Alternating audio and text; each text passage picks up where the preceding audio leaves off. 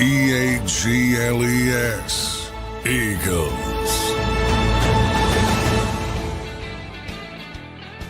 Welcome in, everybody, to a Wednesday edition of Birds 365 here on JAKIB Sports. I'm your host, Zander Krause. That's my co-host, Johnny Mack, John McMullen. Give us follows on X at Zander Krause and at JF McMullen. We got a great show planned for you, Johnny Mack, as we move into day number 2 of July. How you doing on this Wednesday morning, Johnny Mack? Doing well. Yeah. Just watching all the TJ Watt aggregation explode. Oh man, what happened with that? I saw that when I wasn't on Twitter much yesterday. I had a lot of errands going on yesterday, but what update me on that? Some Pittsburgh radio host talked to a Philadelphia radio host and speculated on a trade. I think I saw this. Nolan Smith in a late round pick. Yeah. So there you have it. That's about the assumption of it. And then it turns into something. What a world we live in, by the way. It is funny. It is funny, the world we live in. No institutional knowledge, talking to no institutional knowledge, and bang, everybody's got it. Zero inside, just straight aggregation. But John, that's how it works. What do you think of that deal? Nolan Smith and a late round pick for TJ Watt. Is that realistically as laughable as it sounds? I think it is, right? At this moment, yeah. I mean, if you don't believe in you just sat through an entire offseason of Howie Roseman explaining to you what they're doing. And then on July, whatever, he's going to blow it all up and pay $40 million. Because remember, the reason TJ Watt's under contract in Pittsburgh, the reason he's having an issue because he wants to renegotiate his deal as a 5-time All-Pro, whatever he is, with a great player. I'm not demeaning the player at all. Would be a great pickup, but he wants $40 million a year. Right. So I always tell people before they start these nonsense trade discussions, forget about the player, forget about the value of the player. Look at the contract first. Look at the contract demands first. Then get to the other stuff.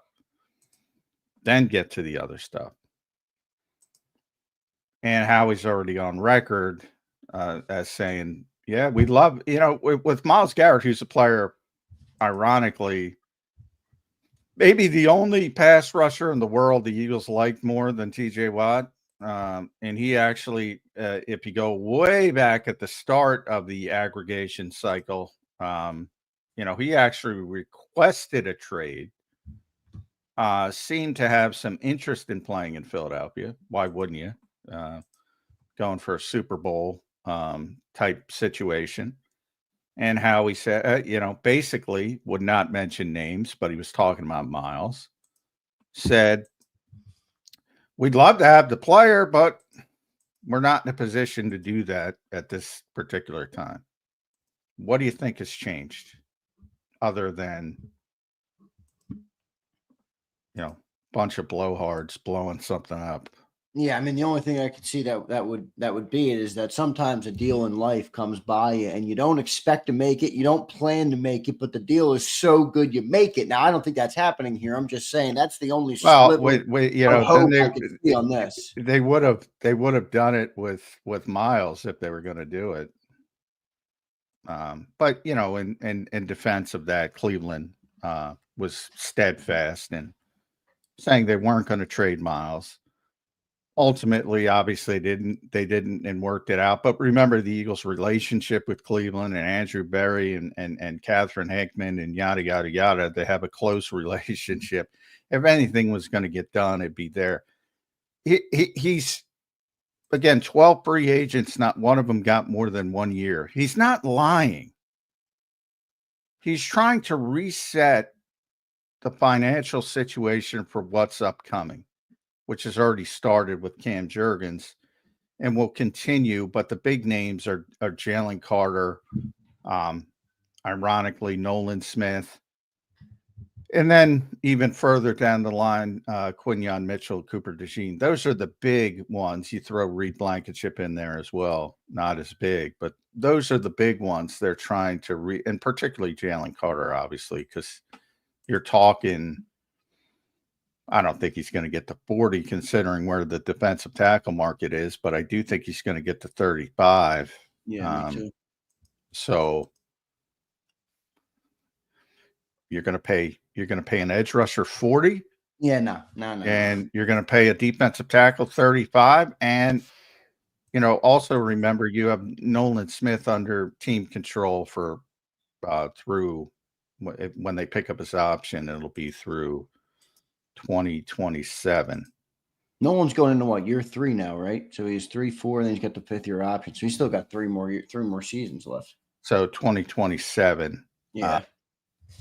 Which he can manipulate, and they'll try to work out an extension before that. But as they always do, they'll roll in that 5th year.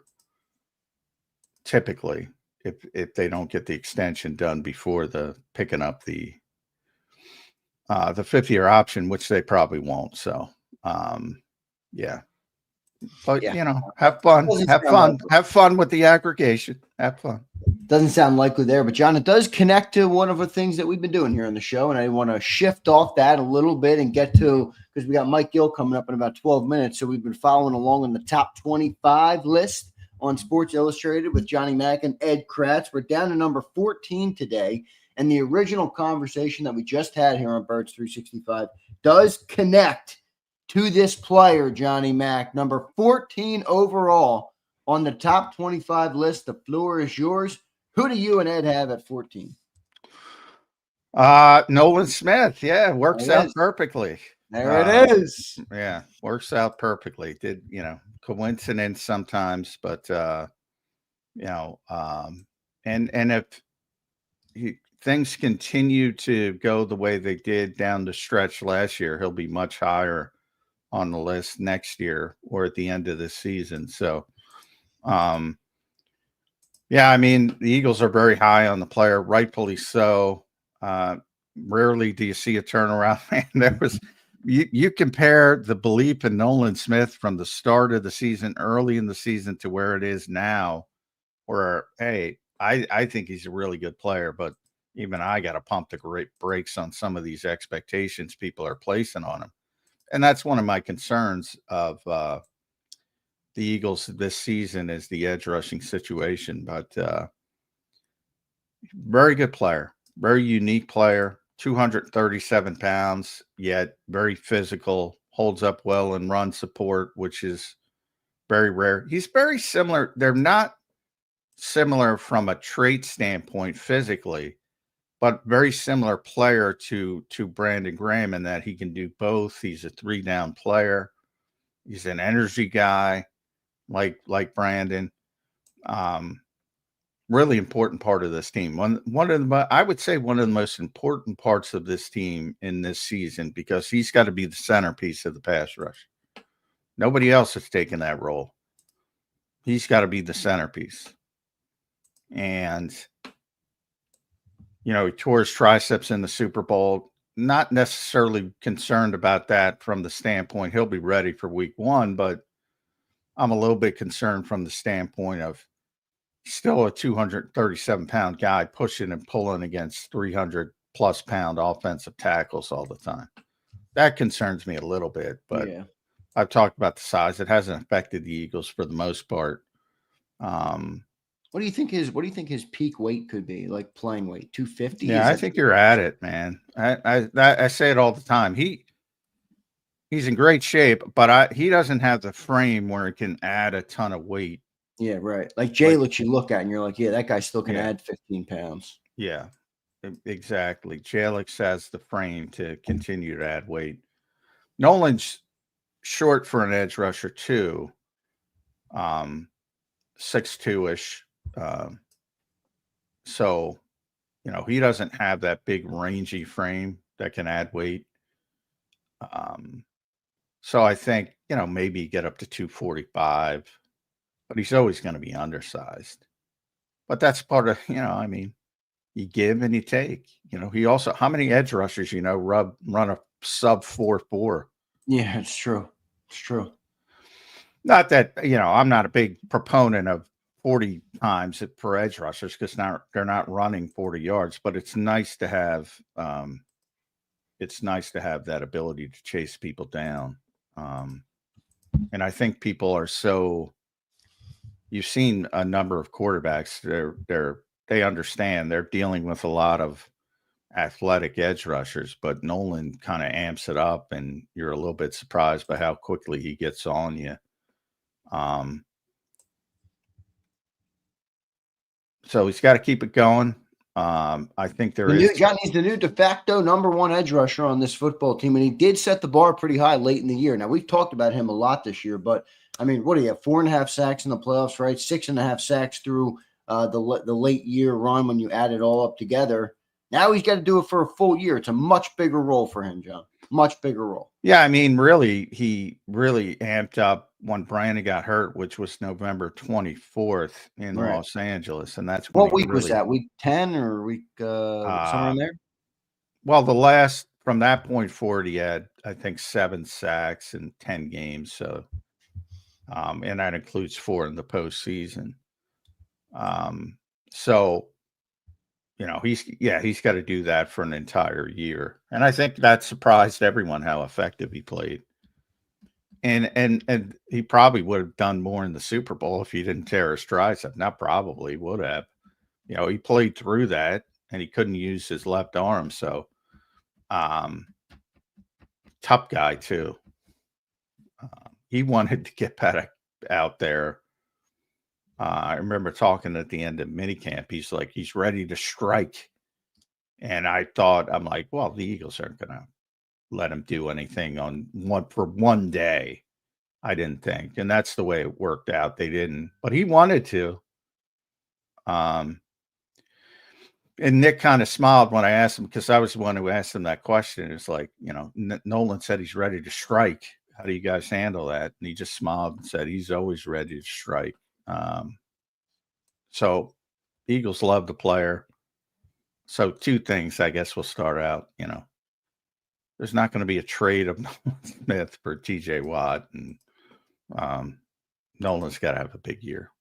Yeah, well, no, he does have to have a big year. I will say that back when the Myles Garrett conversation came up, you kind of joked with me. I'm like, I don't know if I want to give up a young player, and you're like, dude. I know that leaves out the contract. I'm not saying I know what you're speaking. You're more speaking about the contract, and it's really not an option. But I'm just saying, from that perspective, if you took the contract out of it for a second, you would do the deal, wouldn't you? Oh God, yeah. From a football perspective, if money didn't matter, if it, which it does, they're not close. Yeah, for the same thing I'll say with.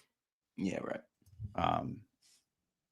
Same thing I said with Myles. I mean, people twisting themselves into a pretzel saying, well, maybe no. Yeah, TJ Watt's a first ballot Hall of Famer. I don't know. I have to look up how many All Pros he already has. Very, very proven player. And consistent, durable, everything you need as an edge rusher. 6-time All-Pro. 6-time All-Pro, either first or second team. 3-time sack leader. 2-time forced fumbles leader. I mean, this guy's special. I'm not comparing them as players. I'll leave that for you guys. They're not close. I'm just telling you about the business of it. Doesn't look like it'll make it happen. Well, John, what do you expect on Nolan then coming into this year? I mean, we just talked about the expectation is huge on him, but if I almost feel like if he doesn't have a good year, I mean, we're going to have issues on that defensive front because, there's no one else really to hold down the edge rushing room. If he doesn't have a big year, the Eagles are in deep shit on the edge. The question to me is not is he going to have a good year? Because I think he's going to have a good year, but he probably needs to have a great year for them to go where they want to go. And that to me is the bar he's got to cross. And I'm not talking about numbers and 12 sacks versus 14 sacks versus 10 sacks. I can't impart enough how I don't give a shit about that. Can he play like Brandon Graham in his prime, getting 8 sacks? That'd be fine. Because you're also going to get significant pass rush inside with Jalen Carter. And again, not number of sacks, just impact. So, you know, he's one of the most important players on this team going into next season, Nolan Smith. No doubt about it, man. And I think the other thing is too, you know, the other edge rushers are going to be relying on Nolan to have that veteran presence, even as just a third-year player. This is the reality, John. We got a really young defense, man. Really young defense, where Nolan is in a leadership role that Brandon Graham was in what, year 14 or 15, whatever Brandon Graham was in. That's what Nolan's taking on in year 3. Well, I don't know if he has to take it all on, but they do look at him as sort of an energy guy, similar to BG. But again, when I think about likely team captains, probably on defense, probably Reed, Kobe, Jordan, those guys, potential captains. You know, Nolan's still very young, but they do like his sort of ability to set the temperature with his energy, and that part's going to be important. Yeah, no doubt about it, Johnny Mac. We'll see what ends up happening with everything this year. Nolan Smith, though, coming in at number 14 on the top 25 player list from the Johnny Mac and Ed Kratz here on Sports Illustrated. I maybe thought Nolan was going to be a little higher. I'm curious now to see who comes in at 13, 12, well, 13 is just out. Ed just put it out. Uh-oh. Should we save it for tomorrow, or should we go to it?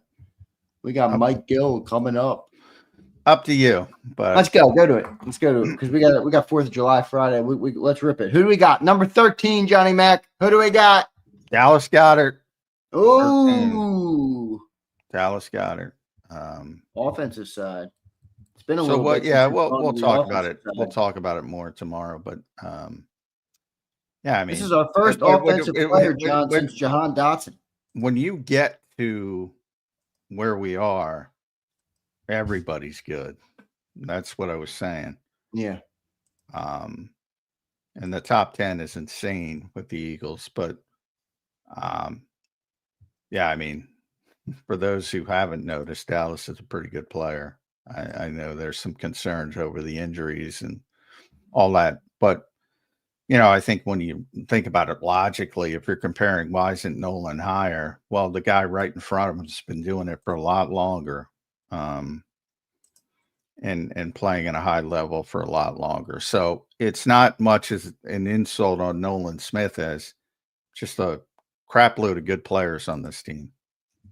And there'll be other people that one is, I think that there's only one where I generally we're not far apart generally on most players. But one guy was way too low, in my opinion, on the list, and that'll be coming up in the coming days. But other than that, I think everybody's right where they should belong. You know, I might have them a little bit higher. Yeah, right. A little bit small lower. Fluctuations. Yeah, but one guy I think should be higher. And we'll talk about him in a couple of days. Yeah, Dallas Goedert. There it goes at number 13. So you got Nolan Smith at 14. We talked about him based on the rumor now that's floating around. And you got Dallas Goedert at 13. So there you go. We're getting closer, almost halfway through the top 25 list from Johnny Mac and Ed Kratz. Good stuff there, everybody. I want to thank and appreciate all of you guys for being here this morning. We got a great crowd in here. A quick reminder to all of our great listeners, there will only be one more show after today this week. Football Friday, we will be off. It's July 4th, so hope everybody has a great July 4th and enjoys their time, whether they're grilling out, spending it with family, spending it alone, whatever you got going on. I hope you guys have a great July 4th. We will not have a live show on Football Friday, but I will post up some clips that I have in the queue from the shows that we've had this week. So you can look out for those, but no live shows on Football Friday. And now we got Mike Gill joining us here on Birds 365. I see him in the green room. Let's go to him right now. Mike Gill joining us here. You can follow him everywhere at Mike Gill Show. You can subscribe to his YouTube channel at Mike Gill Show. Listen to him at 97.3 ESPN down the shore and 97.5 The Fanatic in Philly. Mike, how you doing on this Wednesday morning, brother? Well, I just walked outside to take out the recycles, and I'm soaked. Oh, down by the shore. We got a little respite, I think, Mike. It's weather. We're getting the remnants of last night. It rained last night a little, came down pretty good, but it's still going. Yeah, it's been rainy the past few days. It seems like it's either ungodly hot or it's raining. There's no in between. There's nothing. There's no joy. There's no spring-like weather. There's no 75. You're a little bit better. You get nice breezes down the shore, but hopefully things will turn for us. Hopefully in training camp, if somebody can make that happen, so it's not 95 and ridiculously humid. What are we inside 3 weeks now to training camp? Yeah, inside today is 3 weeks away from the first practice. That'll be July 23rd. So we're getting closer. We're getting too much closer. I got to do my training camp previews, which that's daunting for me, Mike. But it's inside baseball. TJ Watt, let's start it there. Boy, man. Hashtag, I'll let you answer. Well, hashtag, what am I giving up? I mean, sure, TJ Watt's that heck of a Nolan player. Smith in a late round pick. And more importantly, even before someone decided to float this one out there the other day, this is something that when his name came up a while back with I'm blanking on the Bengals guy. Hendrickson. No, not Hendrickson. Yeah, Hendrickson. Trey Hendrickson, yeah. Even back to Myles Garrett early in the process. Yes. Yeah. To Myles Garrett. And then I was going to say, and before that, Myles Garrett, it was, would you give up Nolan Smith to get one of the, Myles Garrett? Would you include, the Nolan Smith thing's interesting. Those guys are 17 sack guys. Is Nolan Smith 12, 14? What level of sack guy is Nolan Smith? Now, the question is TJ Watt and that group still 17 sack guys? Are they still at this moment of their careers able to get to the quarterback with the same amount of veracity? This age, they're in that spot where it could drop immediately, but it's not crazy to say, man, I would be interested in having TJ Watt here. It's just Nolan Smith is such an exciting prospect, but it's like, Price is Right. What's behind door number 2 here? What level of production are you getting? And that's the problem. Why it's hashtag no for me, Mike, is nobody talks. Like I always say, forget about, and I'm not blaming you because I threw out the potential trade that somebody else threw out there. But before you start with that stuff, everybody should start with the contract. The reason there's a problem in Pittsburgh is because he wants to get paid $40 million. So it's not only Nolan Smith and a late round pick, it's Nolan Smith, a late round pick, and a contract extension for $40+ million, or maybe 38 if you get a deal. Eagles aren't in a position to do that. Well, he's told everybody. Yeah, that's the part of it that, sticks out the most would be, forget the compensation. It's the compensation in the contract, not the compensation of the player to get him. It's the compensation in the contract. And that's why I think ultimately, I think Howie Roseman might be willing to see what they would want. Well, he'll always, because he wants to keep his hand on the pulse of the NFL. So, how he does that. That's why people feel so comfortable. You and I have joked about that over the years with the aggregation model, and everybody puts, everybody does those stories of best fits for insert name, and the Eagles are always on the list because Howie's very publicly calling about everything and everybody. not because there's interest, but because he wants to keep his hand. Sometimes there is interest, sometimes there isn't. But he wants to be on the forefront of understanding the market. And that's why you can always put, and the Eagles. Yeah. And that's it. I don't think there's, this is a reality. So, you know, an older guy, injured a lot, compensation, money, all of it adds up to. I think the Eagles are quite happy with what they have and where they are in terms of their youth. I mean, this is a defense that's pretty young with all of its key players, where really the oldest guy on the defense right now that's a key player would be maybe, I don't know, Blankenship. Well, he'd be the next, I would think, for a contract extension. But remember, it's the guys who aren't eligible yet. I'm just talking about in terms of how young their defense is. Who's the elder statesman on that defense?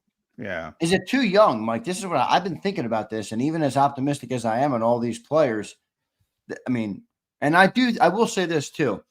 It's a very experienced and unique group of young guys. Not many teams have young guys that have this type of, you know, career experience and accolades and winning at every level. Now, not all of it is super important, but I do think it adds to it. And it's a special group of young players, but boy, it's a lot of youth, Mike. A lot of youth. Yeah, I guess Zach Bond is probably in his late 20s. He would probably be the elder statesman of the group. You're right. They're all young guys, but they've all played 2 and 3 years apiece. You know, Carter going into his 3rd year, Smith going into his 3rd year. This will be Davis's 4th year. So you've got guys who have experience playing, but age-wise, it is unique how young they are. They don't really have the Brandon Graham or the Fletcher Cox to kind of be in that room with them if things don't go their way. Darius Slay. CJ, even in a weird way, as a veteran player. Yeah, they are very young. They were very young last year, but they had those guys. They had those.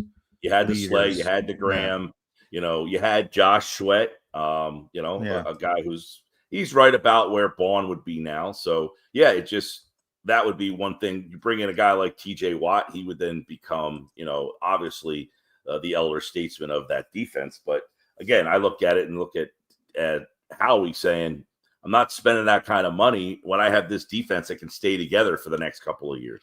Well, and you know, from that standpoint, it's also like, I get that people are saying, well, they don't always tell the truth, which I'm a 1,000,000% in agreement on. But he's shown you this offseason. He signed 12 guys, Mike. Not one got 2 years. Yeah. I mean, he has not only said it, he has his actions have clarified it and highlighted what they're trying to do. And that's, again, it's about more than the immediacy of the moment. It's about what's coming down the road with Jalen Carter and, ironically, Nolan Smith to start, and then you have Quinion and Cooper, etc. So you can't pay Jalen Carter $40 million and pay TJ Watt $40 million.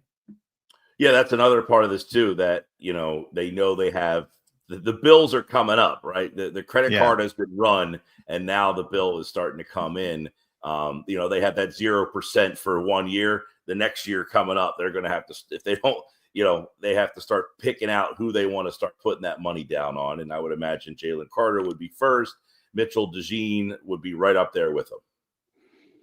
Yeah, and that's a couple of years, but it's like a 3-year window. So anyway, now the one thing that could change it, you always leave the door open, and I'll leave it open just barely a crack, is that, you know, Vic goes and says, hey, we're not good enough. We got to do something. But even in that instance, I think it would be more of a lesser move, you know, a younger guy, a more cost-effective guy, maybe somebody who hasn't gotten an opportunity like Zach Bond somewhere around the league, more than bringing in a player that's going to cost you what TJ Watt's going to cost you. Yeah. And listen, quite frankly, I was a big fan of the Ojulari signing. So I would imagine one of those two guys ends up I don't want to say standing out, but, being somebody that Vic likes. I'm sure he had a say in bringing both of those guys here. And one of them he ends up kind of leaning on more than the other, maybe. And, I think there'll be the Jalen Hunt story, obviously, on the other side from Nolan is another interesting one with, he's putting on all this weight and muscle and he's a bigger guy. And he was already an intriguing guy. Now you're just kind of Ben Simmons in us, right? Now, next thing you know, we're going to get videos of him pumping iron in there. But he's certainly another wild card of you're just assuming he's going to step into a role and flourish in it. Yeah. You're right, by the way. Those workout videos are coming July. The Ben Simmons videos. Oh, look at this guy. Yeah. Yeah. Ben so shooting that the three again. Ben shooting the three again. Yeah, it's ironic because NBA players, they really, Ben could hit the three in those videos. He could not hit a three in a game. It's a big difference. I remember Rajon Rondo, poor shooter, great player, but really poor shooter by NBA definitions. But one year they had, and I only remember this because I was at the All-Star game that year. One year, and I don't know if they still do this. They had a game of horse, and I think it was the first year they did it. And Rondo was like in the finals, and what it became, it was really boring. They just went out and shot a bunch of 30-footers, but he was making them like consistently. Hey, listen, during the Simmons years, I went up many a games and just watched him hit three after three. I know. After three. People don't realize. Three after three in those warm-ups. Yeah. He'd sit in the corner or on the wing and hit one after another in it's the amazing, pregame isn't it? And never shoot one during the game. It's unbelievable. It is amazing. Yeah. It is really amazing. One of the funnest things I ever saw is Rasheed Wallace warming up once, and he was in the corner, but he wasn't in the corner. He was sitting in the first, on the bench where the players sit during the game. Just sit from a sitting position, make a bunch of threes from that distance. It's crazy. Now Rasheed was a great player, but anyway, I digress. But since we went down the NBA route, it's the off season, and you're very in tune with the Sixers. Your early thoughts on free agency? Obviously, they're not in a position to do much, but Yeah, I know a lot of people yesterday. I had a lot of people that were upset that they lost Yabusele to the Knicks, especially because he went inside the Eastern Conference to a rival. And everybody liked Yabu, who was a fun, loving guy. He hustled and essentially did everything you asked him. It's funny because those same people are the same people who tell me they hate Daryl Morey. I'm like, well, you like this guy that he found. No one else knew who this guy was last year, and he went and got him. Well, then they let him go. Well, they got a more athletic guy who fits what they kind of needed more. Yabusele had a good year based on the fact that he kind of got more minutes. Well, he got more playing time when they were tanking, Right. I mean, when Joel went out and then Drummond went out, he was kind of the only big guy they had left. And look, he did a great job in the role. But he's an interesting guy. He's like the athletic offensive lineman. You're like, man, this guy can run, and he does like very, the dancing bear. That's his nickname. But was not a great athletic on-ball defender. You're not putting him out on the wing to defend multiples, which is what they brought in with Tendon Watford, as a guy who's much more athletic, doesn't need to score. They don't need him to score. They hopefully don't need Yabusele to score. They needed him to score last year. You're hoping you don't need him to score this year. And he was a better shooter, no question about it. But they got a guy who's more athletic, switchable, can defend on the wings, all those things that, you don't notice a whole heck of a lot. You're generally looking at what's your 3-point percentage and how many points a game do you score. Yabusele checks those boxes. It's like sacks. In terms of what kind of role player they needed, Yabusele's probably not the role player that they needed. They needed a guy who was more athletic, could defend and do things without scoring. and that was why that decision was kind of made. Now, Yabusele going to the Knicks, they needed some depth. We saw them in the playoffs. Yeah, they had no depth. Yeah. They brought in Jordan Clarkson too, which was a really good move. I like Jordan Clarkson, and for about $4 million, I thought that was a good move for the Knicks. All right. Well, and Watford evidently is very close to Tyrese Maxey. So yeah, him and Maxey are pretty tight. And, he's a guy, averaged about 10 points a game, shot the three the year before better, not as well last year. But he's been an athletic guy and rebounds and, 6'9", he's lengthy he's what the NBA is. Get out, run up and down, young, up and down, defend up. He's 24 years old. Yaba was an older player. People forget. He got drafted in like 2016 and then vanished for a couple of years. By the way, I think a lot of people knew him because he was so good in the Olympics. In the Olympics, right? Yeah. But people don't remember that he was drafted by Boston and he played was in Boston before that. So he's almost 30 years old, Yabu. I think he's like 28 or 29. That French team was damn good. Very good.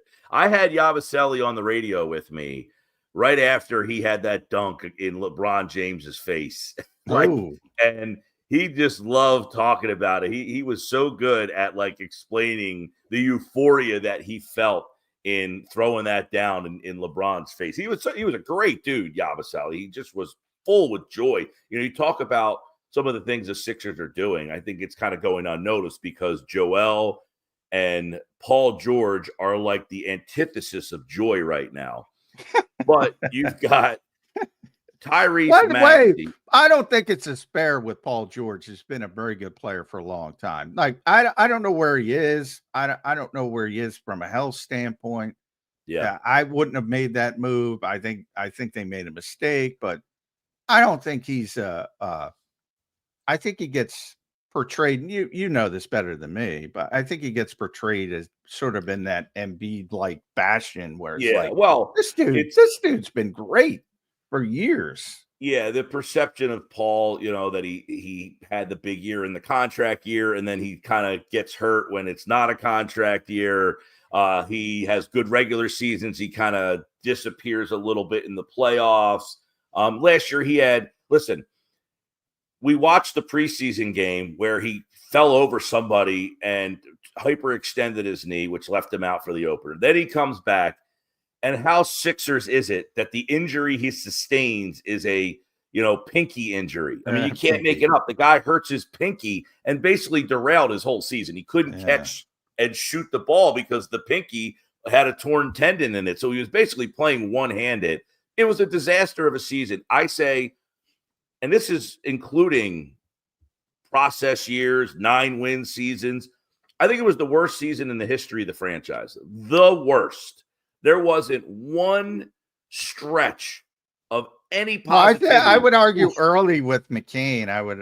That was a little bit of fun, but that was very early. As I was going down, so other than Tyrese Maxey is a joy to watch. McCain is a joy to be around and watch. Yabusele was a joy. Those guys were just full of fun and energy, and I think what's getting lost in what the Sixers are doing here is Morey drafted Maxey. He drafted McCain. He's got Edgecombe, who's going to be another guy who's a joy to watch. That kid is just a pleasure to watch. Watched a lot of Big 12, Baylor stuff last year. I'm a West Virginia guy, so I watch those Big 12 games a lot. That kid is a joy to watch. They're bringing in guys. You watch Oklahoma City after those games, SGA, Williams, they won't do interviews unless they're together, those guys. They are like what the league is needing to kind of go towards, and you're seeing that change right now from the superstar who gets all the attention by himself to now these groups of guys who were duplicitous and can change, and, the Sixers are trying to kind of get on that problem, trend. Mike, is one apple can spoil the whole bunch. That is true. And that's my concern. With the Sixers. Last one with the Sixers. People are probably pissed, but whatever. It's the offseason. Grimes, I had completely checked out by the time that he was getting some serious numbers in what was essentially season garbage time, obviously. But he did put up some impressive numbers. Very good. You've Yes. seen these ridiculous contract, $25 million. Like, I don't know. Is anybody paying this guy 25? Is that completely No, he's over? in a weird spot in, the NBA. They have the restricted free agency. He's restricted. And, so that puts those guys in a tough window. Being a restricted free agent, you're on like a lonely island out there where a team could actually want you, put the money up, and then your team can match and bring you back. The problem is right now, all the expenditures and everything, they're putting their budgets together, and it's not including $25 million for Quentin Grimes. So he's kind of lost out in there. The problem is, not the problem. The other side of it is the Sixers gave him a qualifying offer of $8.9 million. So they're going to find a middle ground somewhere. He's not going to really, unless somebody ponies up $15 to $18 million. I think the Sixers will say, too rich for our blood. Okay, we'll move on. I don't see that happening at this stage of free agency. The money's already been spent for the most part. I mean, that first wave comes and goes, and this was not a great free agent class. So unless somebody decides, you know what, we didn't do anything and we want to get an extreme overpay here, something that will scare the Sixers off to not match us. What's that number? I think the Sixers would probably go up to about $14 million. He's an interesting player because of his size. Is he going to score 21 a night like he did? No. They don't need him to score 21 a night. George Niang famously told him, hey, when Joel's back, you're going to be standing in that corner over there getting the breadcrumbs. So shut your mouth, buddy. I don't know that that's going to be the case, but he offers size. He can score. He gives a Maxey Grimes probably starting back. He's a starting level player. He's a pretty good player. The Sixers, people hate Morey. How many guards do you need, though? If you have Maxey, ask Oklahoma City. They rolled 7 guards out at you. They just kept coming. Well, they got some guys that have more size. Though, what's Grimes? Grimes is like 6'4". McCain, Maxey, they're shorter guards than that. Are smaller. Yes, the Sixers. You're right about that. The Sixers guards are smaller, but you look at like Indiana with Neesmith and Nembhard, and obviously Halliburton's a little bit bigger, but those guys are like 6'4", 6'5", and they just threw a bunch of Benedict Mathurin. Those guys are all in like the 6'4", 6'5" range. They just kept rolling them out there though, and the whole thing was get up and down, just get up and down and wear teams out. That's what the Sixers are looking like. They're putting a bunch of guards, but Grimes can actually, like people who hate Morey, that's another trade. He fleeced Dallas in that deal. He made them take Caleb Martin's contract, which was horrendous, and got a pick out of them and Grimes. So that was another pretty good deal for them. Yeah, I'm always torn. Didn't Darryl sign Caleb? I say, like, I'll bring it back to the Eagles here for a second. People hate Morey. What has he ever won? Nothing. He got to 2 Western Conference finals. Why wasn't he fired? He made mistakes. He's like many people have made mistakes. Well, I have no problem with guys making mistakes. Everybody makes mistakes. Howie makes mistakes. That's why. Well, I was going to say, Howie, people wanted him gone because he picked Rager over Jefferson. And then, in years after that, there were some other picks that people were like, this guy's terrible. You got to get rid of him. He can't draft. Can you imagine if they got rid of Howie Roseman just because he missed on a draft pick or 2 draft picks? Yeah, there's so much more that goes into it than just the drafting port. You want me to be more patient with Morey, Mike? Is that what you were saying? This is what I would say, Zander. Howie, even when he was making mistakes, he's a smart guy. He it's more than just drafting this job. It's managing the cap. It is managing the cap for years down the line, having something for 2 and 3 years down the line. When you make a trade, Roseman wins every trade, essentially. It feels like every time he makes a trade, you're like, what was the other team thinking? Morey, very similar. When Morey makes these trades, at the time, you're kind of like, why did he do that? And then you're like, whoa, they opened up this. They got a draft pick here. They got this guy for that guy. You don't get rid of smart people. Like, they're not going to – it's not a guarantee. Yeah, I hear you. The one thing I'd say – it's not a guarantee that you're going to win, but you have somebody who's smart running things, your optionality and your percentages that you have a chance to win go up. You bring in Brian Colangelos of the world, some jackass like him, you have no shot. Nepo baby. Here's my problem with Colangelo was the ruination of the organization. That era. Well, that's where you and I differ, because we go back a long time, and I was not a Hinkie guy. Now, I will not say Hinkie is not intelligent. That's where I would push back. I think he's a very intelligent person. Sure. But I don't think he's a good NBA general manager. From what I understand about Hinkie, and I was a Hinkie guy, which, by the way, he was with Sam Presti. Those guys spent a lot of time together. Presti was another guy who got criticized for the way he was doing things, all the trades he was making, getting all these picks. What are you doing? I'm building a championship team. Get off my back. Stop putting Brian Colangelo in charge. Thanks very much. So from what I understand about Hinkie from talking to people is, he was just a very reclusive guy, just sat in the room, didn't include anybody in his plans. He wouldn't listen to the scouts. He just had his own thoughts, and that's he's not a people cut everybody person. out. One of the things and I always joke about his manifesto, which was insane, and the reason he never got another job. I don't think he wanted another job. Yeah. You think? I think he was like, I don't buy that for a second. Oh, really? I think he was like, I did it. I got it. I showed what I could do. The league pushed me out. I'm above this now. I don't need this stupid league anymore. Go do your stupid league. Now, you guys remember Colangelo's of the world. Once he saw how nepotism came rolling in, he was like, I don't need this stupid league. I'm out. For a very short period, if you remember, he was a consultant for the Denver Broncos. That told me all I ever knew. He wanted back in sports. I wouldn't say he didn't want back in sports, but I'm not sure he cared about being the GM in the NBA.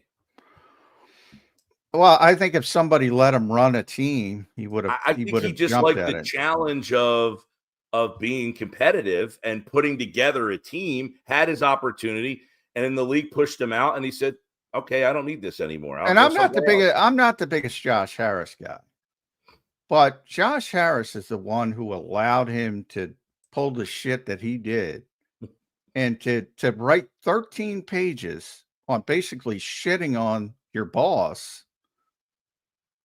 You ain't getting hired again. Yeah. Period. And that's what happened. I don't think he cared if he got hired again. I really don't think he cared. I don't think he did either. But Mike, I want to go back to one thing you said with the Howie and Morey comparison. This is my issue with it, because I agree with you on the surface. I think Morey actually does good things with the trades. He's really good in the draft. Let's be real. I mean, I think he's pulled some really good draft picks late in first rounds. My problem is he's good at the icing and he's not good at the cake.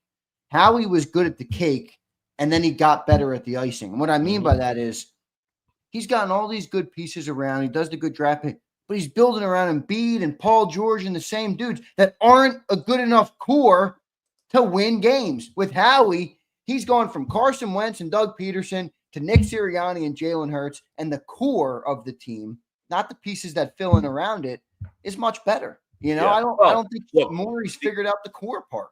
The Embiid part of it is what kind of clouds everything. I mean, the guy was the MVP of the league, yet some people will say, don't care that you're the MVP, not good enough. When you have the MVP of the league, you generally think that your team should be good enough to win a championship because you have that level of player. Unfortunately for Joel, he's been unreliable. That's easy to say. I mean, if he's healthy, and that's a big if, is he good enough? We'll probably never know. I mean, the guy, I don't think ever went through a playoff round where he was at full health, whether it be a broken face, Bell's palsy, playing on one leg. I mean, whatever happened, it just constantly happened. And that's unfortunate for him. But you have the MVP of the league on your team. That's the frustrating part about it. Like every other MVP in this league, you're like, if I have Jokic, I think I can win the championship. If I have Durant or Giannis, every other MVP in the league, you would say, I can win a championship. So his mindset is not flawed that I have the best player in the league on my team. Let me see if I can win with him. The flawed part is trusting that he can get it done and make it to the end line, which is where, and then the George thing, they were in a weird situation where that offseason, he was the only free agent of any impact. Yet there was a divide on whether or not people wanted him or not. Normally, you would say, you get the best player in free agency. Holy mackerel, we got But because he's George 30, he's is 30 stinking 5 years old with a significant injury. and that was the problem. And I think fans are a little tired. I mean, you went from Butler to Harden to, you know what I mean? Like, it's like, all right, we're done with these old dudes. You know what I mean? That's why it wasn't exciting. And listen, I was not a big fan of Paul George coming here. I loved Paul George in Indiana. Thought he was awesome there. He had a really good run in Oklahoma City. He was really good 2 years ago with the Clippers. I mean, really good, but not good enough to be what they paid him. And that's the problem, especially in this town. You know, Andre Iguodala was an awesome player, but here people hated him, not because he stunk, because of what he got paid. We look at contracts and just absolutely judge you on those contracts. And Paul George can never live up to that deal. And listen, there's a part of it. You know, Daryl Morey gets railed for that decision. He's the GM. You think Daryl Morey went and said to Dr. J, hey, can you come with me and try to recruit Paul George? I'm assuming this was an organization thing where they're like, listen, we need to go get this player. When you put out a full-fledged recruiting trip like that, that's not one man doing this all on himself. This is a collaboration of what can we get to try to maximize Joel. We have a window with the MVP of the league. What player? And listen, as much as I didn't even like the George move, at the very least, you're like, Maxi's really good. He's peaking. You got Joel. Paul George has to be better than what Tobias Harris was, right? Has to be. And unfortunately, in year number one, he was not. My criticism with Joel, I think obviously the guy's one of the most gifted big men, arguably the most gifted big man in the history of basketball, arguably, from a skill standpoint. My question with the organization, and I've said this to people in the organization years ago, but in the organization is like, he can't be the guy in close games down the stretch. I compare it to Shaq, different type. And Shaq, the issue was he couldn't shoot free throws. Now, Joel shoots free throws at like 88%. His problem is ball stops, turnover machine, close game, back and forth. He can't be the guy. He can be the guy for 40 minutes. Yeah. But he can't be the guy. Which is why they've been trying to find this complementary player. Well, they already have it. It's like Giannis. Giannis is the guy for 40 minutes. Middleton took over when you needed it. Exactly. Now, you have watched enough of Sixers basketball and enough playoff losses to know I have. That they have I watched every summer league game, John. I watched every summer league game. They have never talked him into that and said they already have Maxey. It should be Maxey at all times, running things down the stretch. Yeah. Now, well, I talk about this a lot. You know, I don't really. They have a big problem when Joel is the best player, obviously, on the team. He's the most gifted offensive player. When you go through training camp, you run your offense, you build it around Joel, all the things that he does well. The minute he gets hurt, that offense goes out the window because the next guy can't do anything close to what Joel does. So now you're running some cockamamie offense that you didn't really work on that has nothing to do with what you spent all training camp on, because Andre Drummond's not hitting an elbow jumper. You know, Adem Bona's not coming in and going from the nail and backing you in. So you're now I think you're over the hump, Mike. I think I'm talking about the height when Joel played, when he was the MVP, and I don't know where he topped out, like 65 games, whatever. So you're getting 65 games out of him. He's an MVP or an MVP level player, and they were a good team, and they should have been a championship contender, and they got close with the Toronto year. Well, I mean, the notion that's another thing. And listen, this isn't to say like they haven't been good enough. It hasn't worked for them. But just because they never got to a conference final doesn't mean they weren't good enough to win a title. I mean, there's a lot of teams. That's my argument. They didn't approach it the right way. They didn't convince this guy. It had to be a Kobe Shaq type situation where, like, look, dude, you're great, but you can't close games. You can't. Yeah, well, do the it. year they had Butler, quite frankly, everybody loves Jimmy Butler and act like, but the year they had Butler, I mean, he was not like some killer closer like he was in Miami when he was here. Like, he had some good moments, but if they had the Jimmy Butler that Miami got, guess what? They probably would have had a championship. They didn't have that Jimmy Butler. Yeah, but the problem is, I don't know if they would have played that way. That's my problem. Well, like if you fail playing the right way, you fail.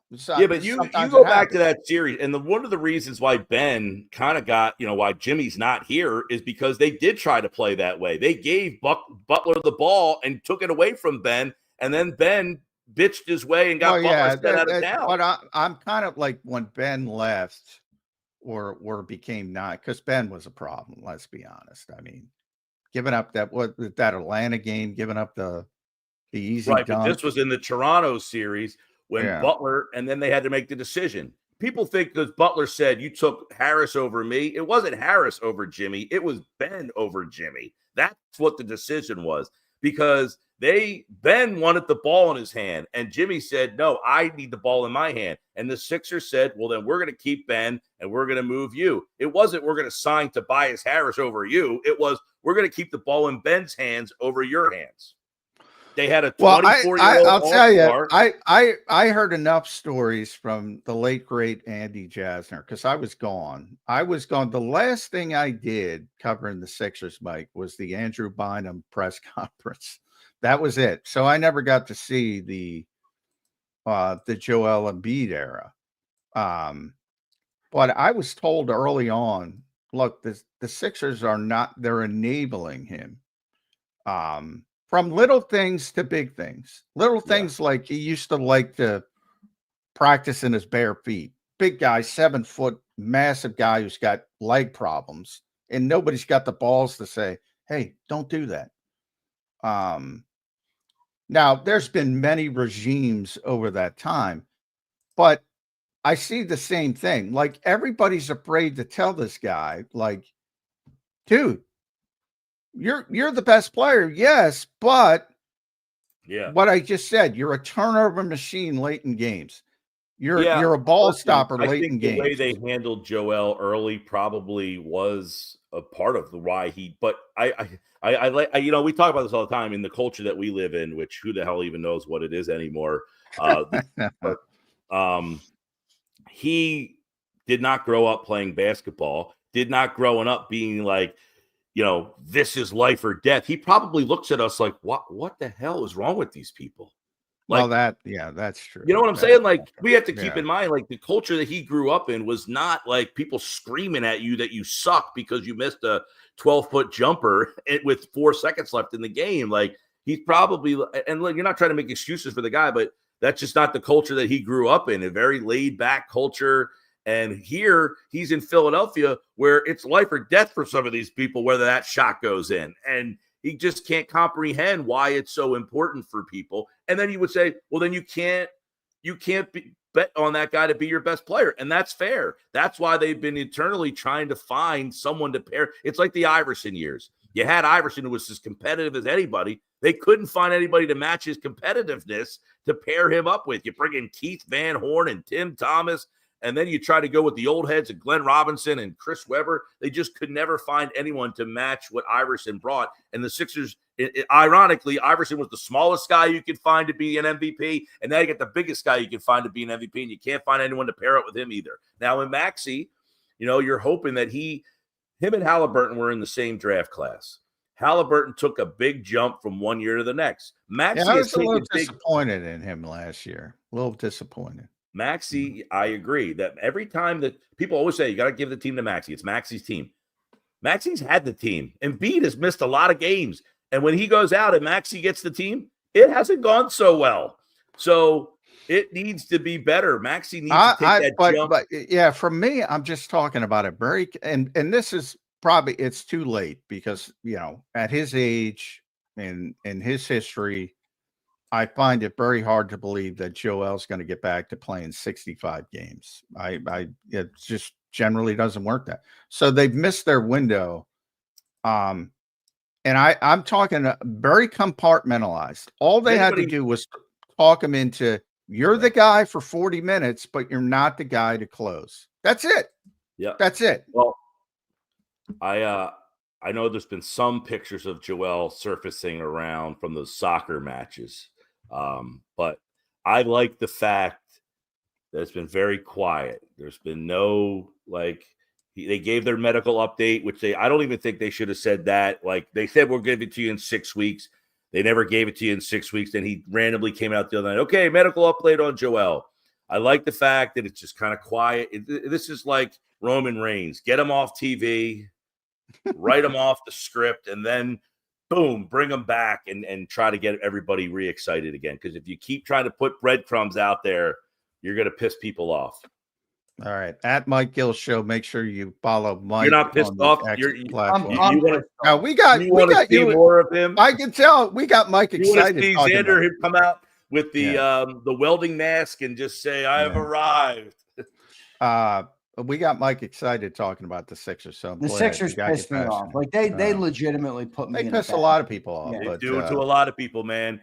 People yell at me all the time. Me and John just talked about this. How we're grown adults. Sports teams shouldn't dictate your mood. Well, when I talk about the Sixers, I get pissed off. I'm sorry, John.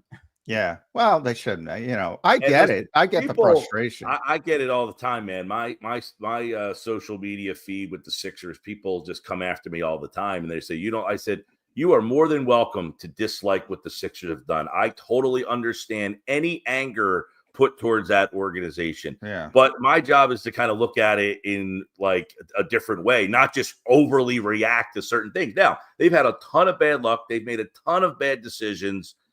Joel gets hated on. And I say all the time, I would go through a 72-loss season again to get to watch Joel Embiid. You only get to watch, like, when you're a Bulls fan. There's where we disagree. I don't agree. Oh my gosh, Mike. Yeah, I don't agree. I don't want to go through a 72-loss season ever. I don't want to. I said I would if you told me again. Like watching Embiid. I know he's great. John, you talk about calling one of the most, talent, and I'm not disputing that you're wrong. Well, I don't enjoy watching the guy. Why? Really? But my guess is things you've never seen before. I know, and it's impressive. But the lethargy. I mean, I don't know. It's that's fair. He doesn't keep himself. It's amazing, and what he can do. Like normally, you go back.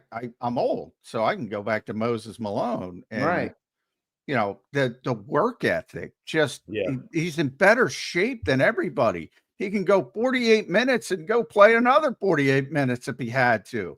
Will Chamberlain even more so from that standpoint. This guy, I get the frustration from people because he is so gifted. And, sometimes that plays into it. And it's like it's too easy for him, I think. And he doesn't have to work at it that hard. And he doesn't have the work ethic of other guys, certain other guys. And that's when you get the really special stuff, like the work ethic of Jordan with the talent, the work ethic with Kobe with the talent, Wilt, Moses locally. That's when you get the special stuff. Absolutely. He's got one, but he doesn't have the other. Just watching the skill set of a man that big, you're just like, I can't believe I'm watching a guy do some of the things that this guy can do. Oh, he's incredibly gifted. Yeah, but listen, incredibly gifted. They certainly have a ton of people who have turned their back on them with very, very good reason. I would never question a person. I went out like, are you out of your mind? Is something wrong with you? Are you not seeing what? No, I understand everything and the frustration. I am totally on board with those people and have no issue if someone says, I'm out on this team. You are well within your rights for what they've done and how they've handled a lot of stuff here over the last 12 years. Although, I know the people who hate the process and process failed, this, that, the other, they're laughing at those people because they made a mint because of that term. And Oklahoma City said, we'll do it. We'll just do it better. Oklahoma City lost two. I'm torn. It didn't work here. It worked there. They didn't do it to the degree they did it here. Well, they didn't. There's one main difference that the Sixers did that nobody else did. Everybody's been losing on purpose. The Sixers said, we're going to lose on purpose, but they tried to brand it. Well, they did brand it. They did a good job branding it, Mike. And because they branded it the way they did, they won all these people over and got them on board through the losing, which then grew into from 2018 to 2023. Last year's the first year where I think it started to dissipate. You had a run there where that building was filled every night. When from the Iverson era, post-Iverson era to 2013. But that's not why. But that to me is revisionist history from the standpoint that was not the goal. The goal was to build a champion. The goal to win a championship. They always will say we're doing this to win a championship. So to me, that's I think there's two camps, and you're in one camp, I'm in another camp.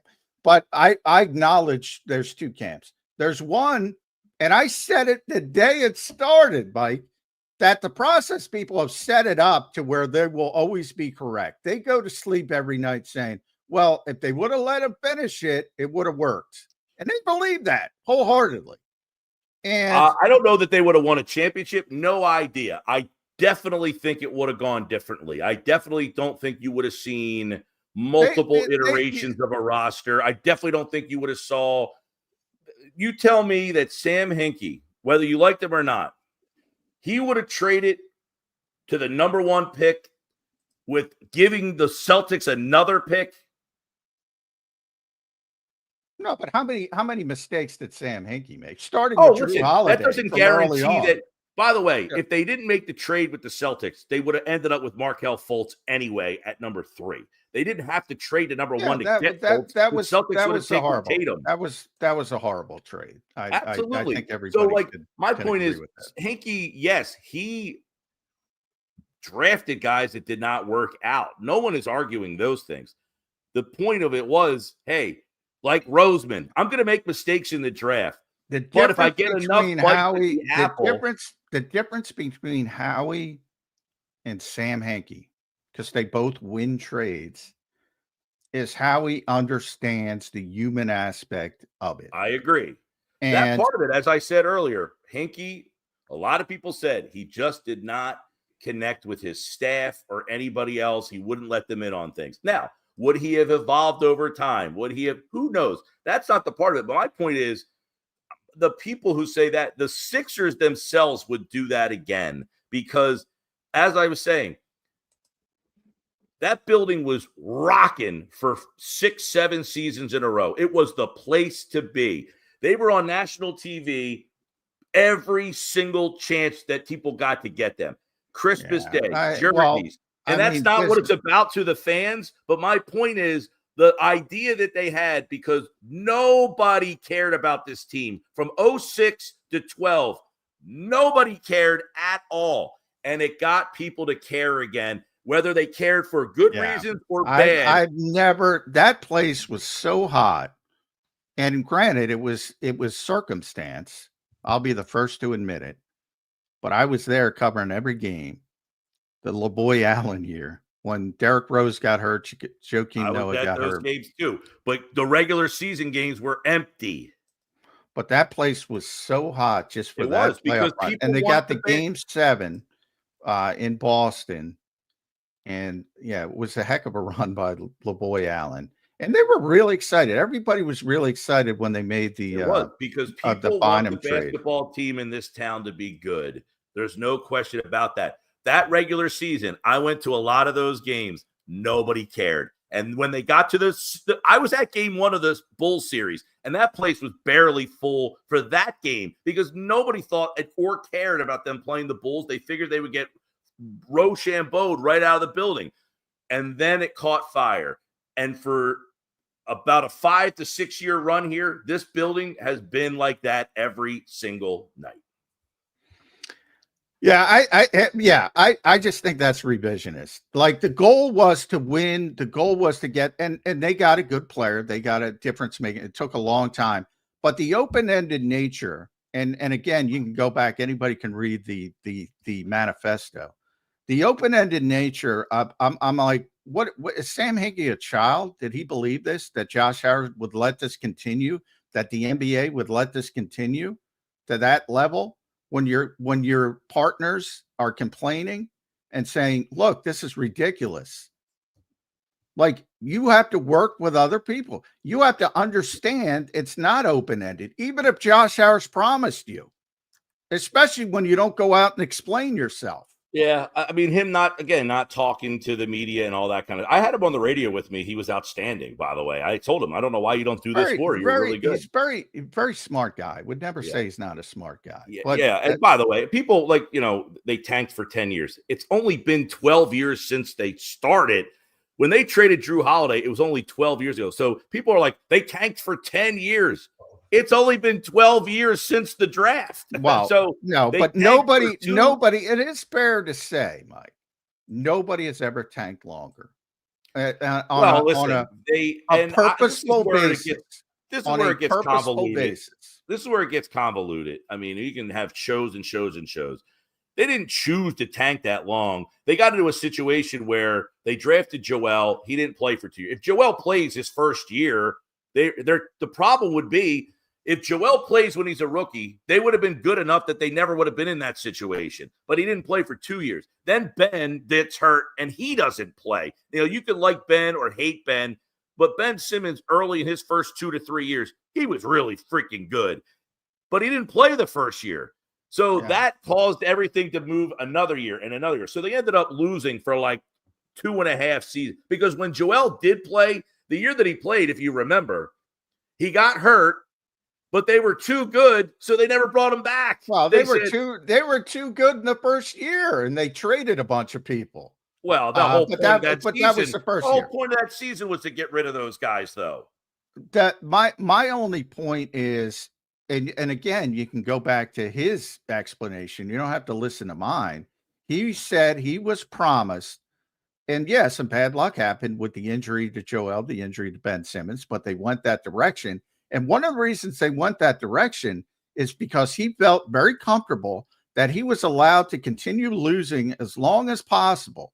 His whole thought process was, you got to get at the top of the draft. But I've complained about this for years, Mike. They didn't give a shit about developmental. It was either draft a good player or fuck it, wait till next year. That was his whole philosophy.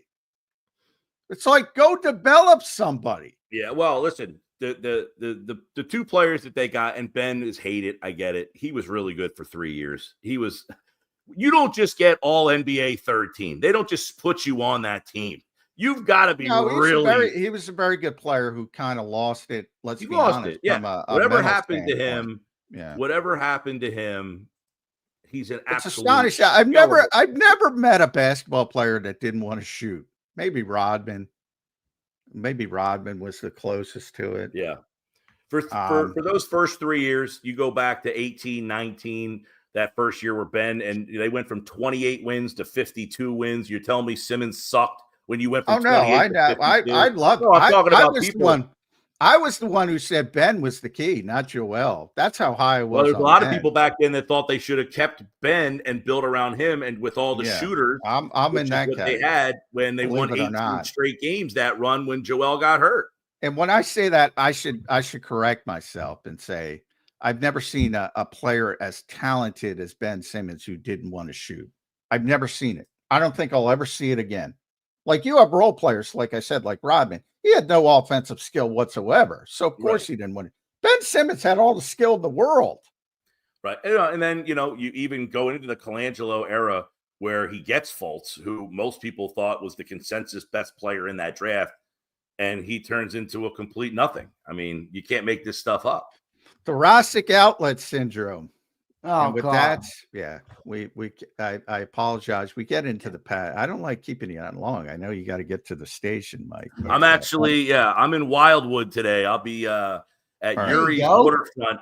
Yuri's Waterfront. We're doing a Phillies watch party every Wednesday, and we're going to have the Lombardi Trophy with us if you want to come out. Nice. Yeah, the glove guys coming. Wildwood days. I love it, Mike. We got Wildwood as a fresh sponsor here on the show, and Mike is in Wildwood. You're going to have the glove guy. The glove guy again. Yes, the glove guy will be that. Every Wednesday Phillies day game will be at Yuri's in Wildwood there. So all the Wildwood people stop out and you get your picture taken with the old Birds championship trophy. Are you personal friends with the glove guy now? Do you know it's the all done glove before guy? I get there. Oh, it's all done before you get there. Because I wanted you to. I thought you were friends with him now. I wanted you to ask him a question. Why does he handles it so meticulously, and then everybody else just gets to put their grubby hands on it? What's the point? Like they had it for Brandon Graham when he was out there Mm-hmm. retiring, and they do the gloves and all the things, and then Brandon's just handing it to everybody. Yeah. Right. Well, listen, we've you can check out the social media and see that we've been to a couple places the last couple of weeks, and every Wednesday we're going to be in Wildwood. So I know Wildwood's a big spot for you. I'm going down there in a couple hours. Nice. All right. Love it, Mike. Mike, thanks for doing it today, brother. We appreciate it, man. Have a good 4th of July. All right, when you're ready to do Sixers 365, let me know. It sounds like we need it. Thank you, Mike. Yeah.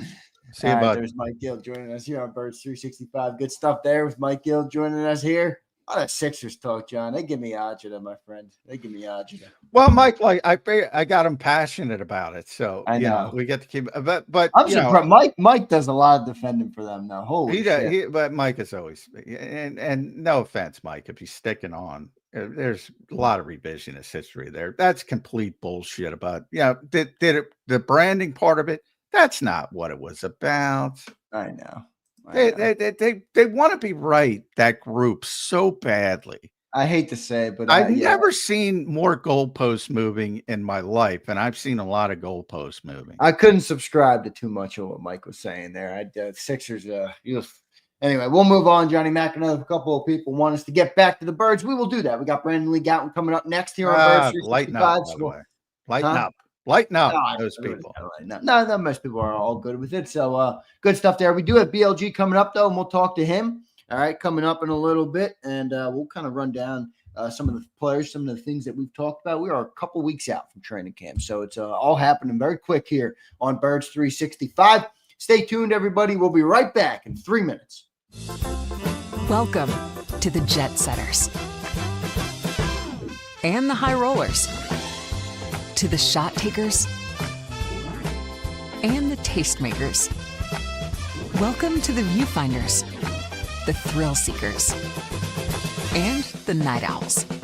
Welcome to everything you could possibly want on one 5-mile island. Welcome to the Wildwoods. Book your stay today. The following is a real testimonial from the father of a young injured victim. I didn't think she was going to make it. Major Perry's daughter was the victim of a horrific accident caused by someone else's negligence. If you don't find the right counselor, law firm that you're looking for, you will get lost in the wilderness. Badly injured? Call the Fritz and Bianculli Law Firm at 215-458-2222 and find out why they say, "We got this." In our hometown, we all look out for each other. We go the extra mile to lend a helping hand. Thank you. We step up to keep our communities going strong. And at Independence Blue Cross, we're here to keep you going strong. We've been deeply rooted in our communities for more than 85 years. And that connection to members has earned us our spot as the #1 health insurer in the region. So while you look out for your neighbors, know IBX is always looking out for you. Your financial future is on the line. Are you ready for what's next? At Leone & Company Wealth Management, we help young professionals, business owners, and pre-retirees navigate the complexities of building and protecting wealth. For young professionals, we'll help you grow your wealth, plan for your future, and make the most of your hard-earned dollars. For business owners, we provide strategies to protect your company, manage risks, and create a lasting legacy for both your business and personal wealth. For pre-retirees, we'll design a plan to secure your retirement, ensuring you can live comfortably and confidently in your next chapter. Whether you're just starting out, managing a thriving business, or preparing for retirement, we're here to help you take control of your financial future. The first consultation is on us. Get the advice you need without the cost. Let's make your financial vision a reality. Take the next step. Scan the QR code to schedule your free consultation today. And of course, go Birds.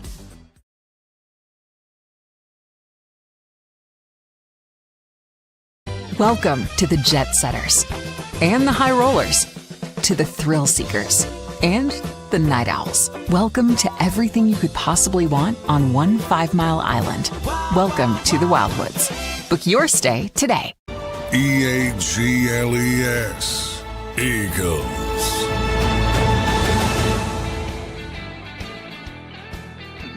Welcome back in, everybody, to a Wednesday edition of Birds 365 here on JAKIB Sports. I'm your host, Zander Krause. That's my co-host, Johnny Mac, John McMullen. Give us follows on X at Zander Krause and at JF McMullen. Joining us right now here on Birds 365 is Brandon Lee Gowton, BLG, from Bleeding Green Nation. Let's bring him up now. You can follow him on X at Brandon Gowton and read all his work at bleedinggreennation.com. BLJ, welcome back to the show, brother. How you doing on this Wednesday morning? Thanks, guys. Glad to be here. Good to have you back, BLG. And we're back to the Eagles. We had a big Sixers conversation. I saw some of that. Yeah. So good to get back to the Eagles. Some people complaining. I say lighten up. It's the off season, but we got some stuff to talk about, and I want to talk about this. And you know how aggregation works. So I do want to talk about TJ Watt, but I did see an interesting piece at Bleeding Green Nation about from Kevin Knight about the projection of Reed Blankenship's contract. This one's been a tough one for me because Sanders asked me this question. And I'm like, I know the Eagles like him. I know they want to get him extended. I sit and I look at the safety market and I say to myself, Cam Bynum's the player I'd look at because I think Reed's better. He signed this offseason with Indianapolis. He got about $15 million average annual value. And you know, the guarantees are more important, but we'll just use that for perspective. And I'm like, if I'm Reed Blankenship's agent, I'm saying I'm better than Cam Bynum. I want $15 million. I don't think the Eagles want to pay him $15 million. He's got the undrafted pedigree. This is a difficult one for me to pin down. Is it as difficult for you? Yeah, I think so, from the standpoint too of how, you know, there's been a lot of discussion about how the Eagles have kind of like eliminated the middle class from their roster in terms of they want to pay the top guys the big dollar, or they kind of want to go cheaper with rookies at the bottom of it.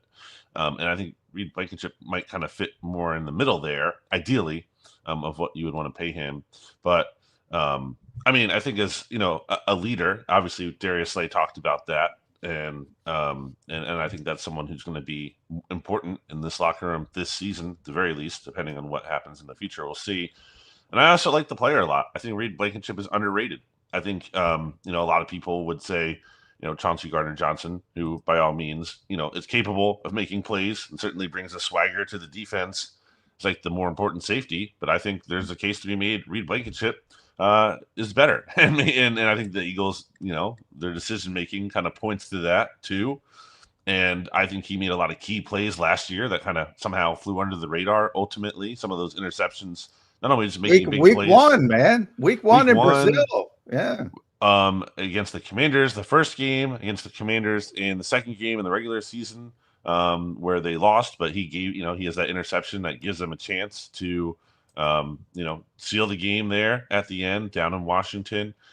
He makes crucial plays and is generally, I think, an assignment sound player. He had a bit of a tough NFC Championship game against Zach Ertz, but I don't really think that was the story of his season as much as kind of a blip on the radar for him. So, I mean, I think ideally you would like to get him signed, because if you don't have him, you're putting a lot of eggs in the basket of Andrew Makuba working out.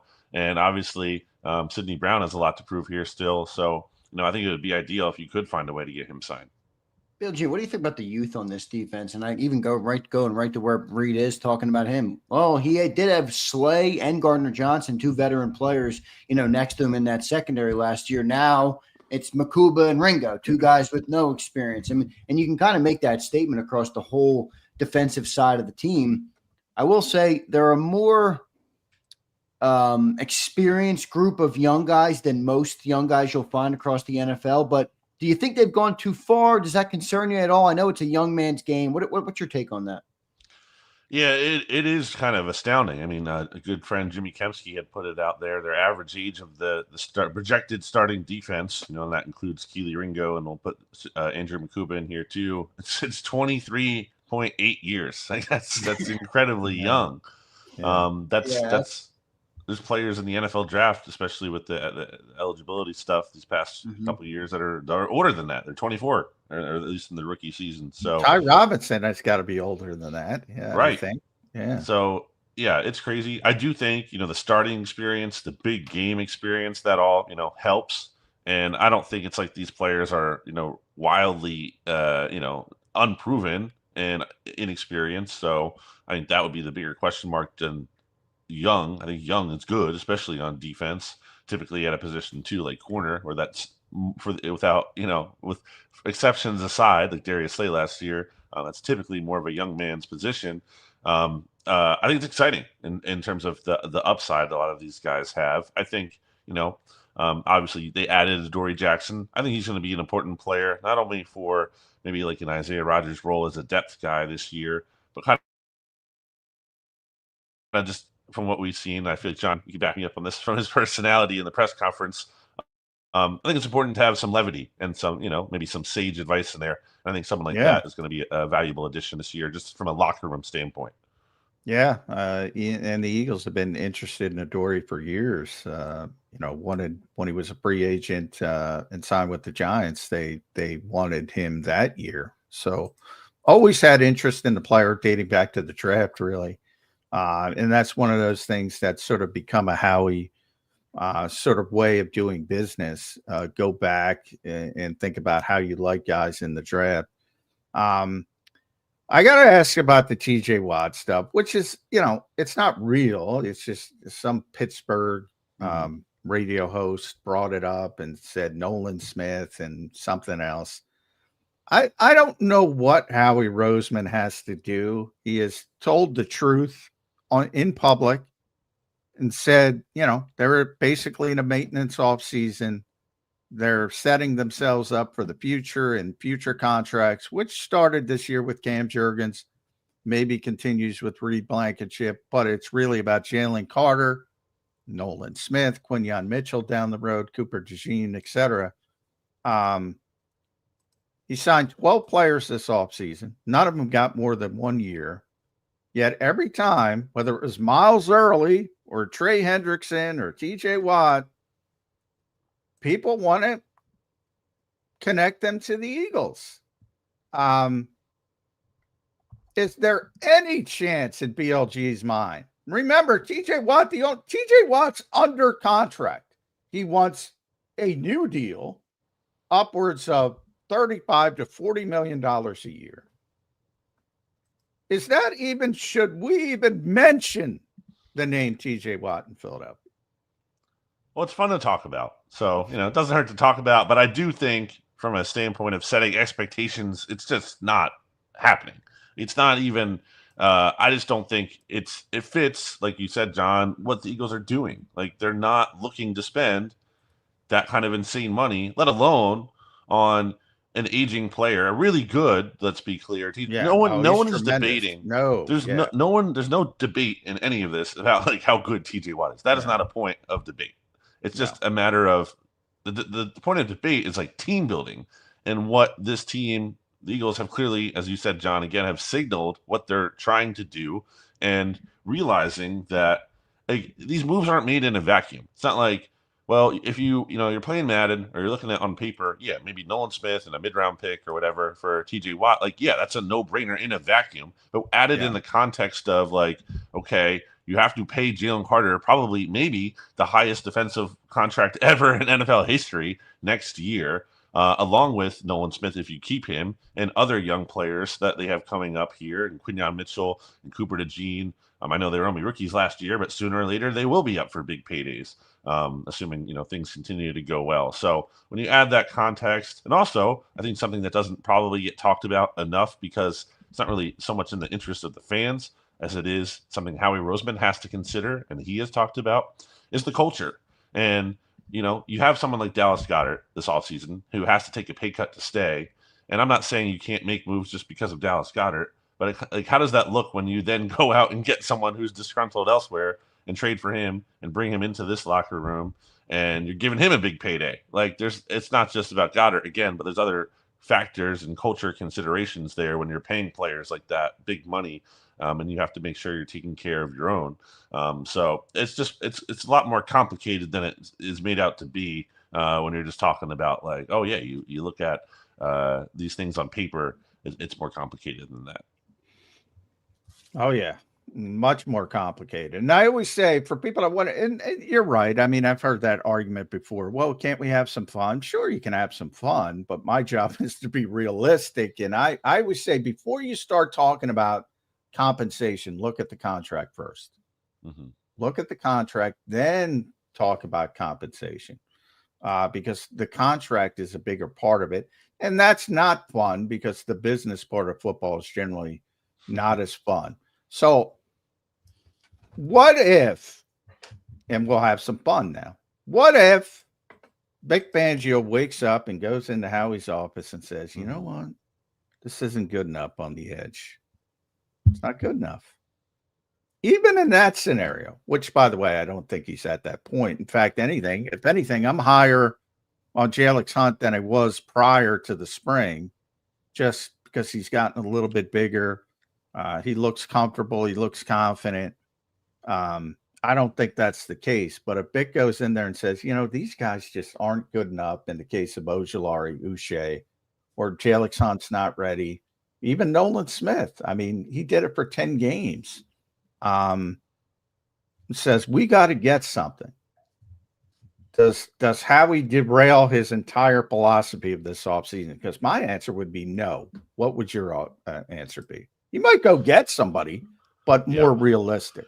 Right. I think that's the answer. I think he's answered it there. I think, well, first of all, if someone could derail Howie Roseman from his philosophy, maybe it would be Vic Fangio, and maybe I would give him just whatever he wants after what we saw last year. That's the kind of, gravitas I think he's been able to build up here. But yeah, I mean, ultimately, no, I don't think so. I think it would be more of a compromise there where you're looking like, okay, Vic, I can't get you this, but I can give you, something more here. We can try to figure out something else. And I think it would kind of have to be a compromise at that point. Yeah, I just don't see it. Like, even if they did want to entertain TJ, it'd have to be 2 years max, because they're going to have so many more contracts kicking in. I don't think TJ takes 2 years, so I don't think it's really even possible. But I understand what you're saying, John, too, with if Vic walks in there, what is the plan? I don't know what the plan would be at that point. Could be interesting to see how it plays out, though. Yeah. Well, and I think they're high on Jalen Hunt. I mean, I think they're probably I would say they're higher on Azeez Ojulari than I am. I would say they're probably higher on Josh Uche than I am. Yeah, I like Uche because of what Lane Johnson had to say. Yeah, sure. And I'll take that, Zach Ballin also brought up. Yeah, right, Zach Ballin. Josh Uche unprompted. So that's something. Jahad Campbell seems to be a player that's, if you're going to say, and I don't want to go all Nick Sirianni on you, BLG, but you hate to put a timetable on people, but Vic put a timetable. So we're going to see him sometime in August. Do you think it's realistic that he could push Jeremiah Trotter early in the season as a starting linebacker? Yeah, I think week 1 is tough just based on the Cooper DeJean timeline we saw last year. Obviously it all depends on when in August. We've talked about that before. And I don't think it's going to be August 1st or 2nd, but that's a lot different than a couple weeks into August. So we'll see how much of training camp he misses there, where, DeJean missed, a good chunk, almost most of it really, until after that training. I guess it was the final week there. It was after that Patriots joint practice where he started to practice in full for the first time, and then obviously played in that final preseason game. So really depends on how it goes here, but look, for that slow start that DeJean had and him being behind the 8 ball, it obviously didn't prevent him from having a really great rookie season. To expect that from Campbell, I think is a lot. You can't just assume that's going to happen too, but it does, remind you that, okay, even if there is a slow start, there could be some patience there where this thing comes together in a big way. But yeah, for early in the season, I think Trotter is going to be that guy. The fact that he didn't rotate at all in the spring seems like a pretty good sign to me for his stock. Yeah. I agree with that. It's from a standpoint of, and by the way, my philosophy with Jahad Campbell is it's easier to get him on the field early in a sub package, which would be probably the pass rushing aspect of it, more than, and Bick's kind of intimated that, well, there's more to learn at all ball linebacker than it is at just, pointing him forward and saying, go get the quarterback. Any chance that's where we see the impact first for Jahad Campbell? Not necessarily overall 2 years, 3 years down the road, but get him on the field early as a pass rusher. Yeah, that kind of just made me think. I wonder how, I wish, how some of these players post their clips, their workout clips from the summer to Instagram. I wish Jahad Campbell was doing that. I don't know what all exactly is he really working on in this downtime. I'd kind of be really curious to see that. Obviously, we can ask him more about that when training camp begins, and we'll see more depending on how much he's actually able to do and practicing at that point. But yeah, I mean, I think it's possible, but I kind of have to see it to believe it fully. Just from a standpoint, too, something that we talked about. I think the idea of a situational pass rusher is really nice. And I'm not saying they won't use him at all like this, but the problem with that, as we've talked about, I think on this show before, is you have these guys who play on early downs. They kind of earn the right to, rush the passer. You're not going to have guys oh, they're playing they're doing the dirty work, and then again they have to come off the field on the money downs, where that's literally how a lot of these guys make their money. And it's how they view it too. Exactly. Fans might not view it that way, but that's how players view it. Yep. Yeah. So that's a good point. Yeah, that's really a good point. Yeah. I'm with you there. K3, I was thinking about this, BLG, and I want to run this by you. A lot of people get excited with the draft when you have numbers, and the Eagles had 10 draft picks this year, so they had numbers. And they had 8 on day 3, 8 players on day 3. Mm-hmm. Howie doesn't like cutting his draft picks. Correct. The odds are that all 8 of those guys are not going to deserve to make this football team from a meritocracy standpoint. At some point, does that hurt you at all? Because if I'm a betting man, other than you can play some games with injured reserve, none of these guys are getting cut. And by that, I mean even Wade for the practice squad. None of these guys are getting cut from my perspective. Can that be a bad thing? Yeah, I think, we saw last year, Dylan McMahon obviously got cut there. He was their last pick as well. Yeah. And a center only, which, hurts how they view that. They want some versatility there. I think ultimately, I'm looking through with the draft picks here, unless someone I can't see a Dylan McMahon in this group. Yeah, I do think, we'll see if there's a player who has, a disastrous training camp. I think that's on the table. Smith. They kept Anais Smith. He did. I think he rebounded a little bit. He did just enough, in time to avoid just enough. Yeah. And also speaking of the chicanery with the injured reserve, that's what they did with him. I do think the Eagles could use 2 because you get 2 of those spots. I think Cam Williams is a prime candidate for that based on, his age and everything, and might not be a guy who's ready to play right away and a guy you'd like to stash. So I think he's a prime candidate for that. And then maybe they use the other spot on one of these rookies too. I guess the ones that are most danger, you feel maybe they would only keep one of those 2 tackles. You feel maybe you heard what I just said about situational edge rusher. Antoine Powell-Ryland, how much is he really able to help out here, especially in year 1? Obviously, those are the last 3 picks they made, but maybe someone like Drew Kendall too, just from a standpoint of I wouldn't do it, but that was the problem with Dylan McMahon last year, and Drew Kendall has never really played guard, even though they've announced him that way. So I guess those are the 4 I would look at. Yeah. Well, I was pretty impressed with Mac McWilliams. I looked at him, and he's early. He's 145. There's no way they're cutting him. But I was when they drafted him, I was I don't get that one. But he kind of impressed me in the spring. But I'm sitting there and thinking, well, if Eli Ricks outplays him, are you really going to keep Mac McWilliams? Are you going to keep 6 corners? I can't see him cutting Mac McWilliams, but they kept Eli Ricks around for 2 years. Small Munden is like, early you're probably going to need him for depth. So to me, he's not in trouble. Drew Kendall, I think he's going to be a starting center in this league. I don't even consider him. I think he's much higher level prospect than Dylan McMahon, but maybe that's my personal bias. McCord, they love. There's no way they're gonna put him on waivers. Right. And then you're right about. I think, hearing the way they talk about Miles Hinton, because I think more people were excited about Cameron Williams. Yes. Because he's a higher profile guy for whatever reason. I mean, Miles played at Michigan. I don't know why he wasn't high profile himself, but it seems to me like and it makes sense because they took Miles at 191 and Cameron at 207. I think the Eagles like Miles Hinton more. Jeff Stoutland sure seemed to in those clips they released. Yeah. Yeah. And then Powell Ryland, I'm like, he was a guy I'm like, before they got rid of Bryce Huff, I'm like, how do you fit him? He was my Dylan McMahon. But they got rid of Bryce Huff. So now I'm like, he's a guy they might need. You get one injury, and he might be the 5th pass rusher, and he's on the field as part of the rotation.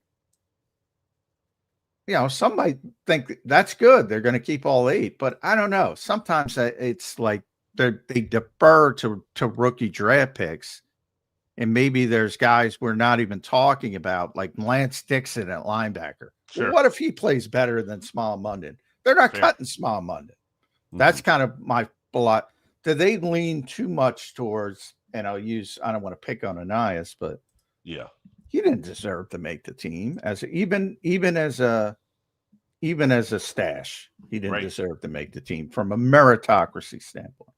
Yeah, I think that's fair. Yeah, I think generally, I guess the guiding philosophy is good. I think there are times where there are cases in there where it's not good, and they're leaning on that a little too much. And I think we've seen that more so, in the past there. I mean, ultimately, they did move on from Jalen Reagor. I think they could have done it still a little bit sooner than they did. There are players. Still amazed they got a draft pick for him, and it was like incredible. A 4th rounder, yeah, was it? Yeah, it was like a 5th and a 7th, something to that effect. Was it a 5th and a 7th? Yeah, it must have been and the 5th had the potential to become a 4th if he hit benchmarks, which obviously he didn't. But still, that was a really good salvaging of a disaster for them. Yeah, and clearly hasn't gone on to do anything. He's still in the NFL. Good for him. But hasn't done anything. He's going to get a pension. That's amazing. There you go. But I do think there are certain specific cases, where it can kind of go not the right way there, but ultimately I think it's fine to lean into wanting to keep your picks. LG, I know it's early, but what's your general confidence level in this draft class? Like, I feel like in Philly we've had so many good draft classes the last couple of years. Maybe we're all just feeling like it's all going to work out. What's your confidence level in this class right now coming into the season without having seen them play? Yeah, I'm intrigued by the upside. Obviously, it's just hard to know fully what to make of Campbell between the injury and the fact that we don't know exactly, what his role will be in, not only just this year, but as moving forward. But, just looking at that guy, he's huge. He's talented. I think, there's potential there, assuming the injuries, which again are a big question mark, but assuming that all can kind of hold up there. I like Nakuba a lot. I think he's going to be a playmaking kind of safety for this team. Maybe the downside is that he gives up some plays too, especially with a smaller frame. But if he makes plays, you can kind of live with that. I think that's the Chauncey Gardner-Johnson model. I think CJ capable of making plays, also capable of giving up some big plays. And then Ty Robinson, I'm really interested to see what he can do as a rookie. Not, the most like exciting proposition as a rotational defensive tackle, but I think just kind of, I feel like it's been a while too since the Eagles have had a player of his profile in terms of this big beefy defensive tackle who's kind of just like a mauler, like a grinder like that. He's almost like an offensive lineman played defensive tackle. Like he kind of has just that kind of workman. I'm glad you brought that up because he strikes me as that to what you just described, but he tested unbelievably as an athlete. And I don't see it on film. It's like, where's that athleticism? It's more of just, he looks to me like a old school grinder in the middle. and maybe there's more to him. I don't know. But I said I think people are handing him, like that fourth rotational spot. Do you think there's any chance that, Thomas Booker's still in that conversation, or even, I don't know what they think of Byron Young, but they essentially redshirted him. That guy was the 70th pick in the draft or something like that. Yep. I think a couple of years ago. You think he's locked into that fourth spot, or there's a chance that it's going to be Senator Booker, as I like to call him? Yeah, I wouldn't say he's locked in, because I thought Booker played really well last year for the role he had. I think there's a case to be made he could have seen some more snaps based on just that's what I think. Yeah, it was always a small sample size, but what he did in that small sample size was it was pretty good. So I do think there's a chance, Booker could, outplay him, or at least maybe early in the season. Maybe that changes over the course of the season. And then, Byron Young is an interesting player from the standpoint of, as you mentioned, he's a third-round pick. He's a guy who the Eagles deemed worth keeping on the roster, didn't play at all, but the fact that they used a 53-man roster spot on him for a portion of the season before putting him on IR, that's noteworthy, and really want to, see him in his first offseason with the Eagles here and see if there's anything to that. But, I think Robinson has a good chance. I think he has a good chance to win that job. But, I don't think it's just going to be handed to him. All right. Go ahead, Johnny. At Brandon Gowton, make sure you follow BLG on the X platform. I can read he and his staff at Bleeding Green Nation do a tremendous job there. I'll end it with a guy we never talk about, BLG, anymore, and that's the quarterback. It has been such a nobody talks about Jalen Hurts now. And I think that's a good thing from the perspective of and you and I have talked about this. He's never been a great practice player. And he was a great practice player for the first time this spring, in my estimation. It's all positive until I go back to last year in the regular season when there is some negative and there did need to be some improvement. Do you think people have lost that because of the Lombardi Trophy? Cures all ills. Are we should we be talking about Jalen Hurts a little bit more? I mean, for my purposes, what I do at Bleeding Green Nation, regardless of how good I think the quarterback is, I have a quarterback section in there every day in my practice notes from training camp, because I think that's important. Because even if Jalen Hurts, he did what he did, he's a Super Bowl MVP. He showed up in two of the biggest games of the season in a big time way. If he really struggles in training camp, I still think I don't think it's season over, but that's a red flag to me. That is not nothing. So absolutely, we will be monitoring him, and I expect him to have a good training camp, especially after seeing what he did in the spring. And as long as he avoids that kind of disastrous training camp, which I do not think he will have, then I'm going to feel generally, how I felt about him probably last year, although maybe thinking there is some more potential for this passing game if he goes out and he looks really crisp this summer, just like he did in the spring practices. Yep. BLJ, I appreciate it, brother. Good stuff today. As always, you're cutting out a little bit there. I think as you're still there, that's all good there. BLJ, we appreciate you joining, man. Make sure you guys follow Matt Brandon Gowton, one of the best guests we have each week here on Birds 365. We missed you last week. It's good to have you back on, BLJ. Have a great 4th of July. Enjoy your 4th of July as well, BLJ. You guys too. Thank you.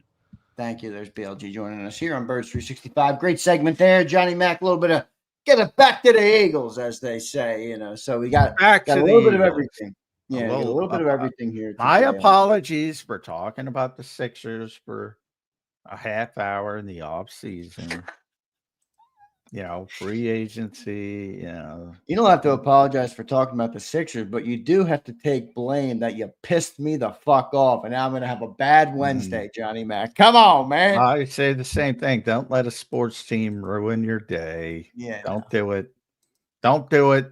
I won't do it. I will not allow it, but it was still good to talk about here on Birds 365. Good stuff. Let's make sure I got all my comments. Good stuff over here. We got all good on the super chats, Johnny Mac. So Pretty good, though, today. I do want to touch back maybe on the top 25, John, to close out this last 10 minutes. We had Nolan, and then we got Dallas Goedert in there. We only had a couple minutes to talk about Dallas Goedert, but he comes in at 13th overall, Johnny Mac, and you had Nolan at 14. So that thing is shaping up good. When you have Dallas Goedert at 13, you know you got a pretty good football team. Yeah, I mean, like I said, that it would turn a little bit at 17. I think is when it turned to the proven, at least for the most part. Still a lot of upside with Nolan Smith, but I think he belongs in the conversation. And once you get to the top 10, it is ridiculous. And in the case for me, it's really 11 and 12, and the player at 11 is the one that I think is way too low. So I think people are going to be not upset because they're, it's hard to get upset when the people in front of you are the people in front of you. That's how good the Eagles are at the top of their roster. Yeah. No doubt about it. We'll see how it all shakes out, man, with everything this year. BLG had some good takes today too, Johnny Mac, on the team. The rookie class is interesting to me with just a lot of uncertainty. Even at the top of the class, I feel like there's a lot more uncertainty. Now, it might be just the benefit of the now or the prisoner of the moment perspective on it, but like, I don't know what to expect from Jahad Campbell. As much as I like the player, I don't know what to expect from Drew Makuba. All of these guys, where I feel like in previous years we had a little bit more.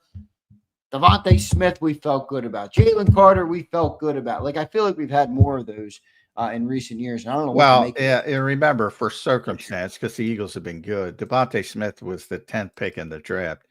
Jalen Carter was the 9th pick in the draft. Should have been higher. You should have more certainty with those guys when you're picked that high. True. And now in the case, they probably got a guy who would have been picked much higher, I would say, in Jahad Campbell, if he was healthy. So that is a health standpoint. I don't worry about Jahad Campbell as much as most of but I don't care if he's there for week 1. Like, a lot of people are very hyper focused on that. And I'm like, who cares? You just went through it with Cooper. All right. So he starts in week 7, week 8, whatever. And if he turns into a good player, who cares? And he got him for 4 or 5 years at least. Who cares ultimately about those first few games of his NFL career? With Makuba, because of the need, that's a little bit more iffy because he's the 64th pick in the draft. The Eagles aren't picking 33rd because they were the worst team in football. They were picking 64th because they're the best team in football. And he is a spot away from being Tyler Steen, who was literally the 65th pick, I believe. Have to look it up, but I believe was the 65th pick. And this is year 3 for Tyler Steen. The Eagles want him to win the right guard spot, but he didn't hit the ground running. But a lot of people expect Makuba to hit the ground running. I think that might be a little bit too high expectations early. Yeah, we'll see how it all shakes out. Johnny Mac, Sonny says I'm sleeping on Campbell. I'm not sleeping on him. I watched the guy play in college. He's a great player. I just don't know how the hell they're going to use him yet.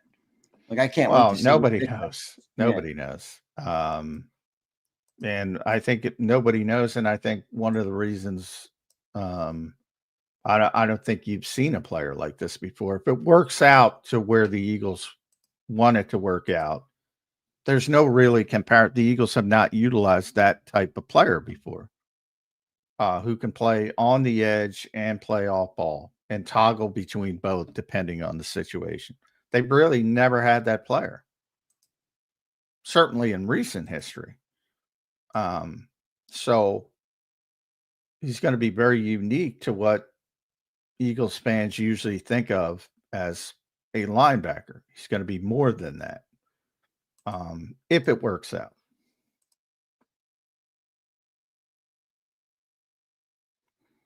You are muted. We'll see, John. Sorry, I was muted. What's your gut? Is it off ball? Is it NASCAR? Is it rushing the passer? I mean, ultimately, it's both. Long term, it's both. Like I said, maybe first down, second down, off ball, third down, rushing the passer. But I think there's going to be. I think the goal is to have more of an interchangeable connection between him and Zach Bond.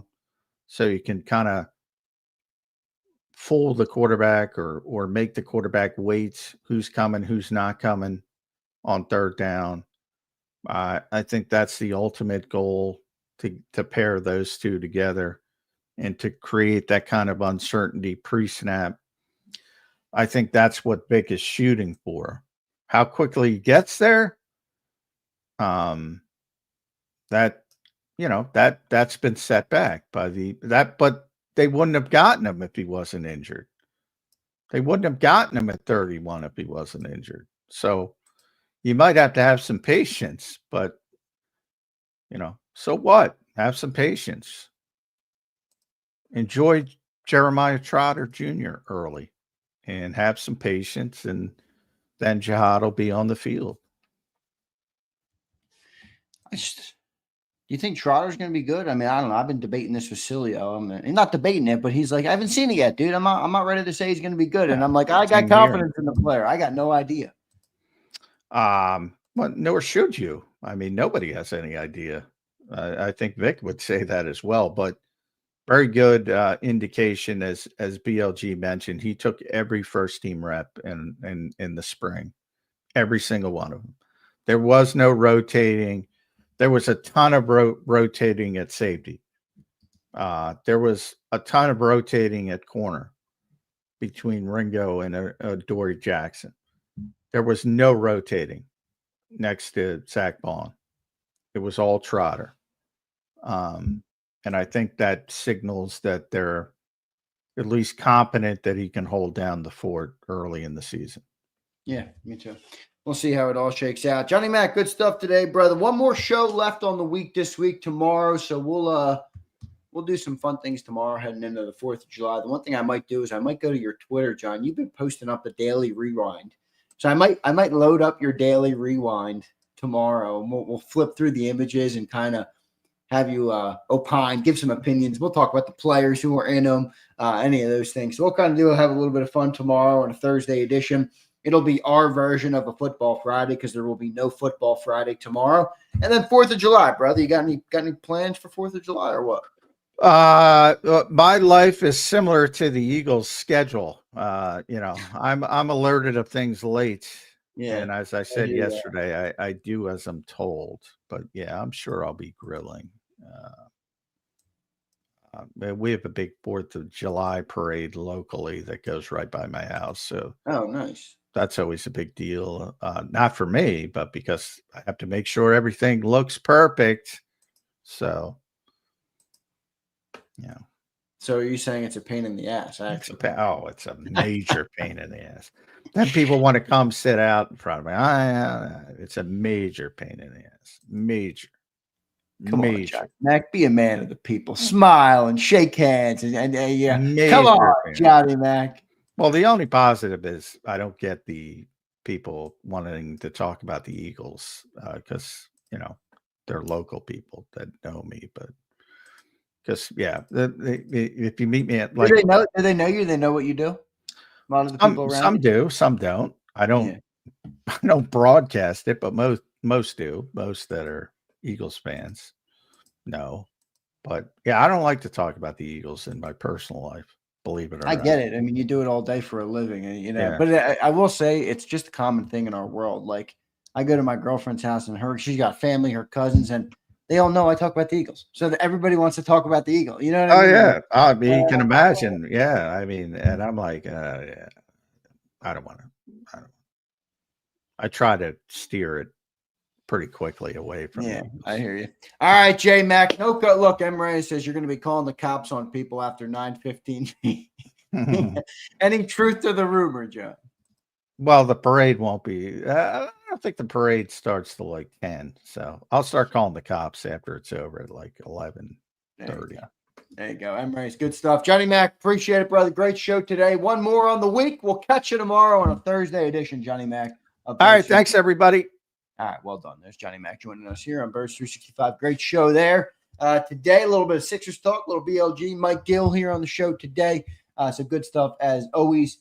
Good conversations all throughout. Steer it to politics and religion. That's pretty hilarious. Look at J-Ma says, God forbid people ask you about your very interesting job. I don't mind it as much as John. I'll say that. I'm used to it. And I don't mind talking about the Eagles. So I'm used to it.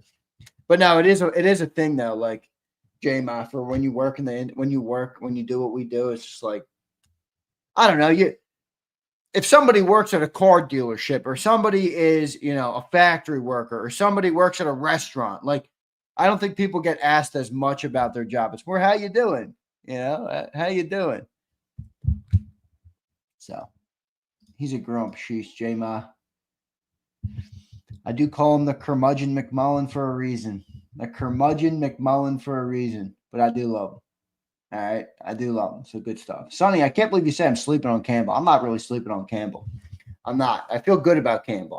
I just don't.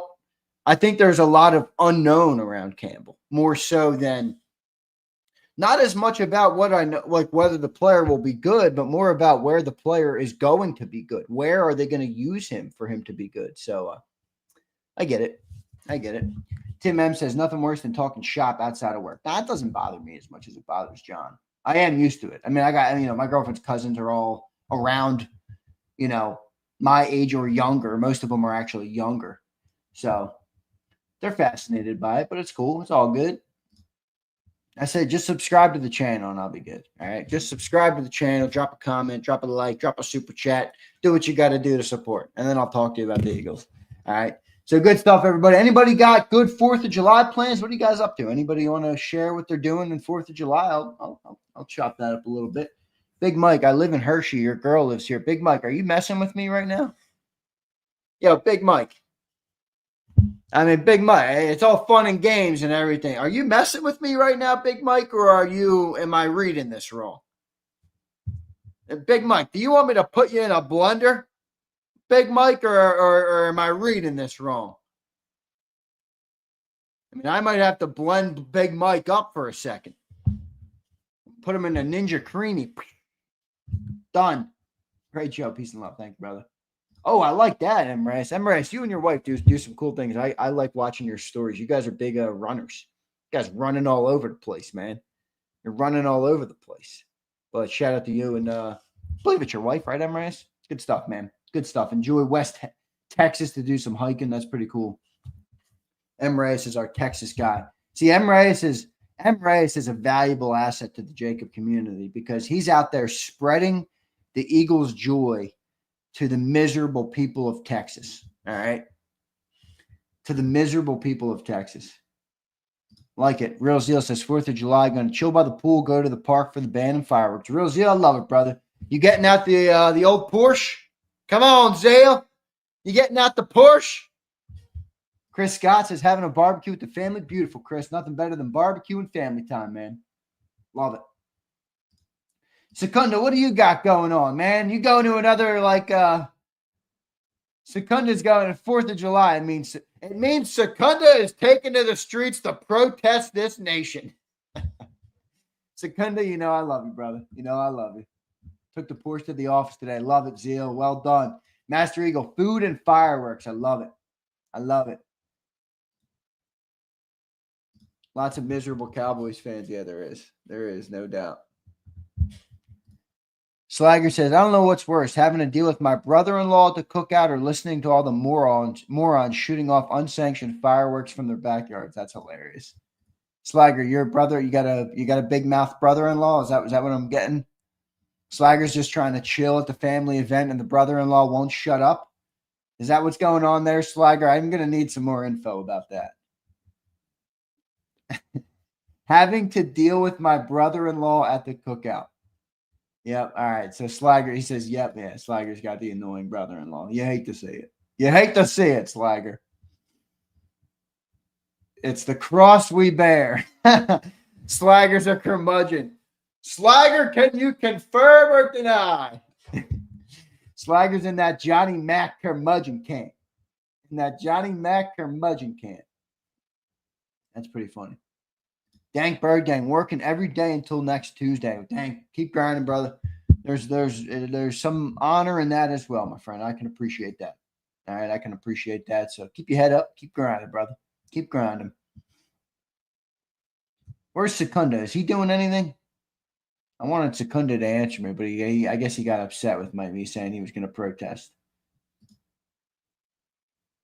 I think Secunda didn't like that I was speculating he's gonna protest. You know, I love you, Secunda. Oh, here he is. Here he is. Secunda says, actually, my grandma from PA is coming to visit. I'll hold off saving the world if I could steer her away from Fox News. LOL. Yeah, my OGs get it too. Secunda, you're a funny dude. I'll say that. All right. I get a kick out of Secunda. Secunda out here saving the world, baby. I'll hold off saving the world. Secunda, you keep rocking and rolling, my friend. Keep rocking and rolling, my friend. Treat people well in life. Not just you, but everybody. And I got love. Joey Diaz has great stories. You ever heard Joey Diaz talk about Duncan? You ever heard Joey Diaz talk about Duncan, Tim? Oh, see, now, all right. Done. Decoy wins. Decoy says, I'll be working on the Firebird before heading to the family's house. So, 4th of July, it's America's Day. It's going to be nice, sunny outside, hopefully. Decoy's working on his old school Pontiac Firebird muscle car in the garage, a garage day, and then he's heading to the family's house. Now, that's good living right there. My truck is up for sale right now, so if that thing gets a bite, I could be going new ride soon. I don't know what to go with, by the way. Where's my guy Tony? Is Tony in the chat today? My guy Tony, who's got the Hysteria Purple C8. I'll tell you what, man. I'm getting his dad. Daz, are you in the chat? Hollywood, I'm doing more giveaways. Absolutely. I just talked about them a little bit ago, man. Once we get through the offseason a little bit more, it's a dead zone right now, Hogan. So I'm not flush with extra cash to buy a bunch of giveaways, but I'm definitely doing a ton of giveaways in the season again. No doubt about it. Tons of giveaways. Boulevard checking in from the honeymoon vibes. Love it. Puerto Rico, Big Z. Boulevard, enjoy, brother. Enjoy you and your new wife. I love it, man. I love it. Enjoy that, my friend. We had a good show today, brother. Talked about a whole bunch of things. Johnny Mac's top 25 Eagles players. We got down to number 13. So Nolan and Dallas were at 14 and 13. Hollywood, I'm not getting a Lexus. No, Hogan, yeah, that would instantly transform me into the curmudgeon. I must extract the most value per mile of this car. I'm not looking to do that, my friend. I'm looking to get behind the wheel. Look, I'm going to be getting married soon. I got kids coming down the line. I want a fun car right now. All right? I want a fun car right now. I'm not getting no damn Lexus. I mean, my grandma, my aunt drives a Lexus. Two aunts that drive a Lexus. This car will last me 20 years and it will maintain value. I'm like, all right, that's not why I buy cars. I'm either buying a car for the write-off, everybody. You go over 6,000 pounds. If anybody is self-employed, they understand that game. All right, I'm either doing that or I'm going fun. All right, that's it. Brandon says, was JAKIB your idea? Good question. This iteration of JAKIB was my idea, but it's not. JAKIB's been around since 2010. Started as a mostly radio business. My dad has been doing media for 35, 40 years now. And he started his own business, JAKIB, obviously JAKIB Media, in 2010. And he did programming, all sorts of radio programming. So he did like financial shows, legal shows. He had some sports shows. He worked with Mike Gill in the past, all sorts of different things like that. And then in 2020, when I was living in Houston at the time, I was actually making content. I had like a small business when I got out of college I helped young people get their credit in order and like learn and understand credit, because people were like, just had no idea. I'm like, this is debt. This is credit cards. This is why it matters. Unfortunately, it does matter in the world. If you want to buy a house, get a car, do the things, you got to have good credit. You can't miss payments. So I had a business. It was actually a very fun business at the time. And I was making content, and one day I'm like, yo, Dad, I obviously have always been an Eagles fan, and I made an Eagles video, and it kind of sparked an idea that I said to my dad, you're making so much radio programs, but none of them live. Like, none of them live after they air. Like, once content airs on the radio and it's done. On to the next piece of content. So I said to my pops, I'm like, yo, we got to do something where we make YouTube more of a prominent thing. And he had originally had a Sirius XM show with Tony Bruno at the time, and that got canceled because Tony Bruno said some dumb things on the air about LeBron James, so they canceled the show. And then that's when I'm like, let's get to YouTube, because now we own the content versus, no, YouTube's kind of, but you get it. Instead of being able to get kicked off by Sirius XM, and then we launched the middle. Then we launched Birds 365. We launched the middle in November of 2020. Then we launched Birds 365 in April. And this is when I started. I went full-time once the middle launched with JAKIB online. So we launched the middle first, Birds 365, April 21, and the National Football Show at the end of April in 2021. So that was it. Those were our 3 shows. And then we've had the evolution that we've had in the last 4 years. There's been a lot of ups, a lot of downs, and a lot of good learning lessons. I'll say that as a 27-year-old. And is that how old I am now? Yeah, I just turned 27. So, yeah, a lot of good lessons, but the digital component of it was my idea. But I can't say JAKIB as a whole was my idea. The sports on digital was my idea for sure. But people always say, it's like, oh, you're the nepo. I'm like, I'm not really a nepo. Me and my dad, I'm about rich. I don't come from a shit ton of money. You got to have a lot of money, right? I mean, to be a nepo. Me and my dad are in business together. That's how we are. We're in business together. And I love that. It's a lot of fun. It is a lot of fun. I luckily have an awesome relationship with my dad. He's a great father, too. More importantly than a business partner, he's a great father. So I care a lot about that. Learn not to work with – Zeal, you can add that to a bunch of people, my friend. Mike Miss, D-Gun, the ultimate Judas in life. Guy's a fake to every single person D-Gun meets. He's a fake guy. He's completely 100% top to bottom fake. He puts on that act of he loves everybody. Fake. Fake, fake, fake, fake, fake. I hate fake people. There's a reason that John and Cilio are left. 2 real motherfuckers. You might not like them. You know what you're getting. They don't lie to you, and they're trustworthy people. Yeah, so learned a lot. Learned a lot about all that, but it's all good, man. All good lessons as a 27-year-old in business, and I look forward to the future. We got a lot of stuff coming, man. Got a lot of stuff coming. I got a lot of personal stuff coming too, not just, I don't want to limit myself in life to just sports commentary. As much as I love doing this, I want to be bigger. Like I've got a knack for being able to talk on camera and doing things, and I understand YouTube and the way it works and all those different things. So I got some ideas. I got a lot more ideas eventually that we'll get to here, and I'm looking forward to keep building it, man. So it's all good. Master Eagle, thank you, brother. I appreciate it. Did he verdict reached? Uh-oh. What's going on there? Zig, keep up the grind. Big Mike, I appreciate it, brother. Thank you, brother. Thank you, man.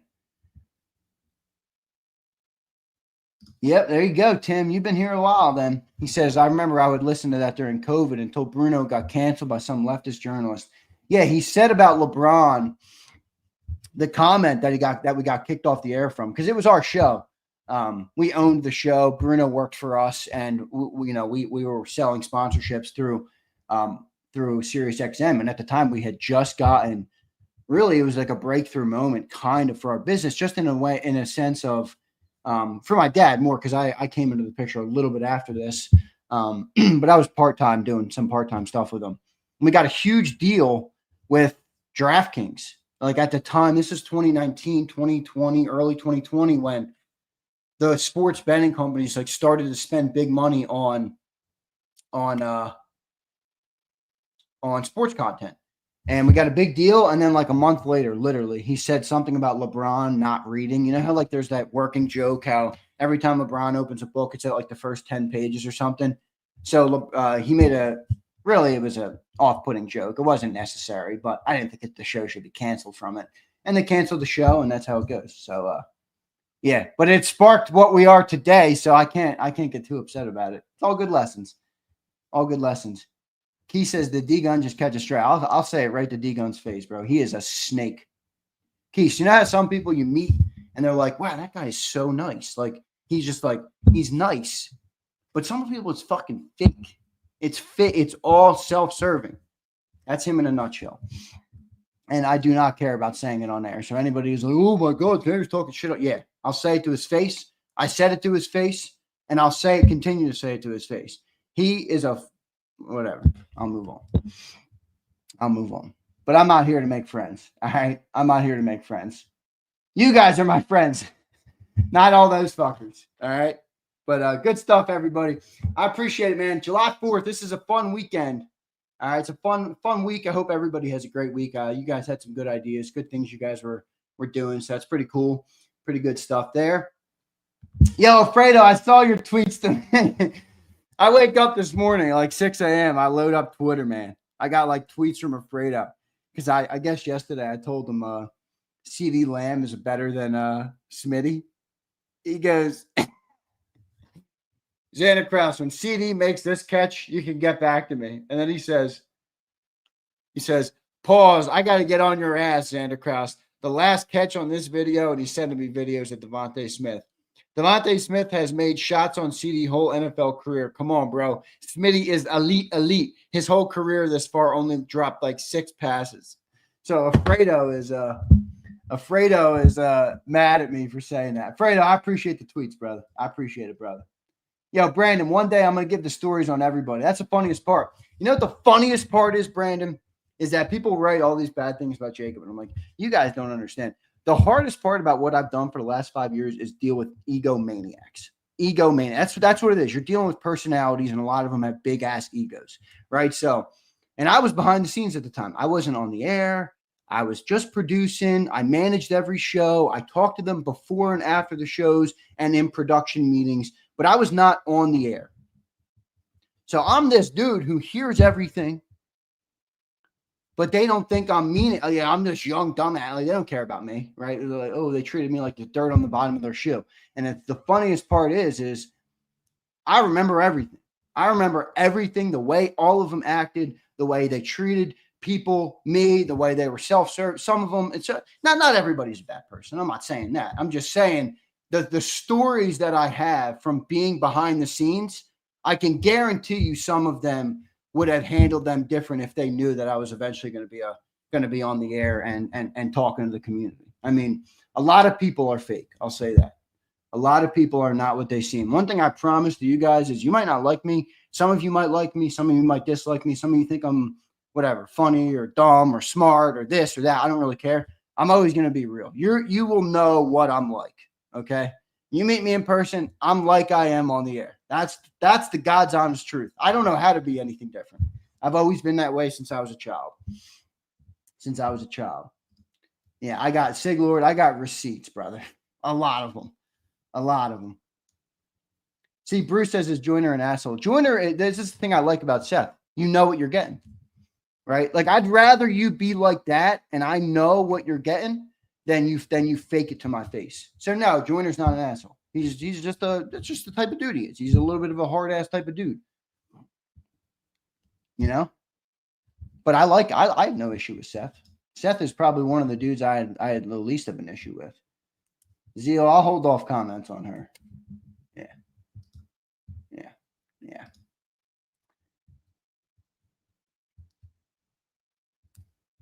Cody, thank you, bro. I appreciate it, man. All right, everybody, I got to get out of here. I appreciate all the support. All right, I appreciate all the support. If my truck sells, anybody got a recommendation? C8 Corvette. They're cheap now. I can get a good deal on one. Remember, my mom works at the dealership. She got me She got me thinking about one. Problem with them damn Mustangs is they're too expensive nowadays. And I saw something, Tim, I think it was you saying, get a truck. I already got a truck. I'm in a truck now. I'm like, the only reason I'd get a truck now is if I get over 6,000 pounds, it's a tax write-off.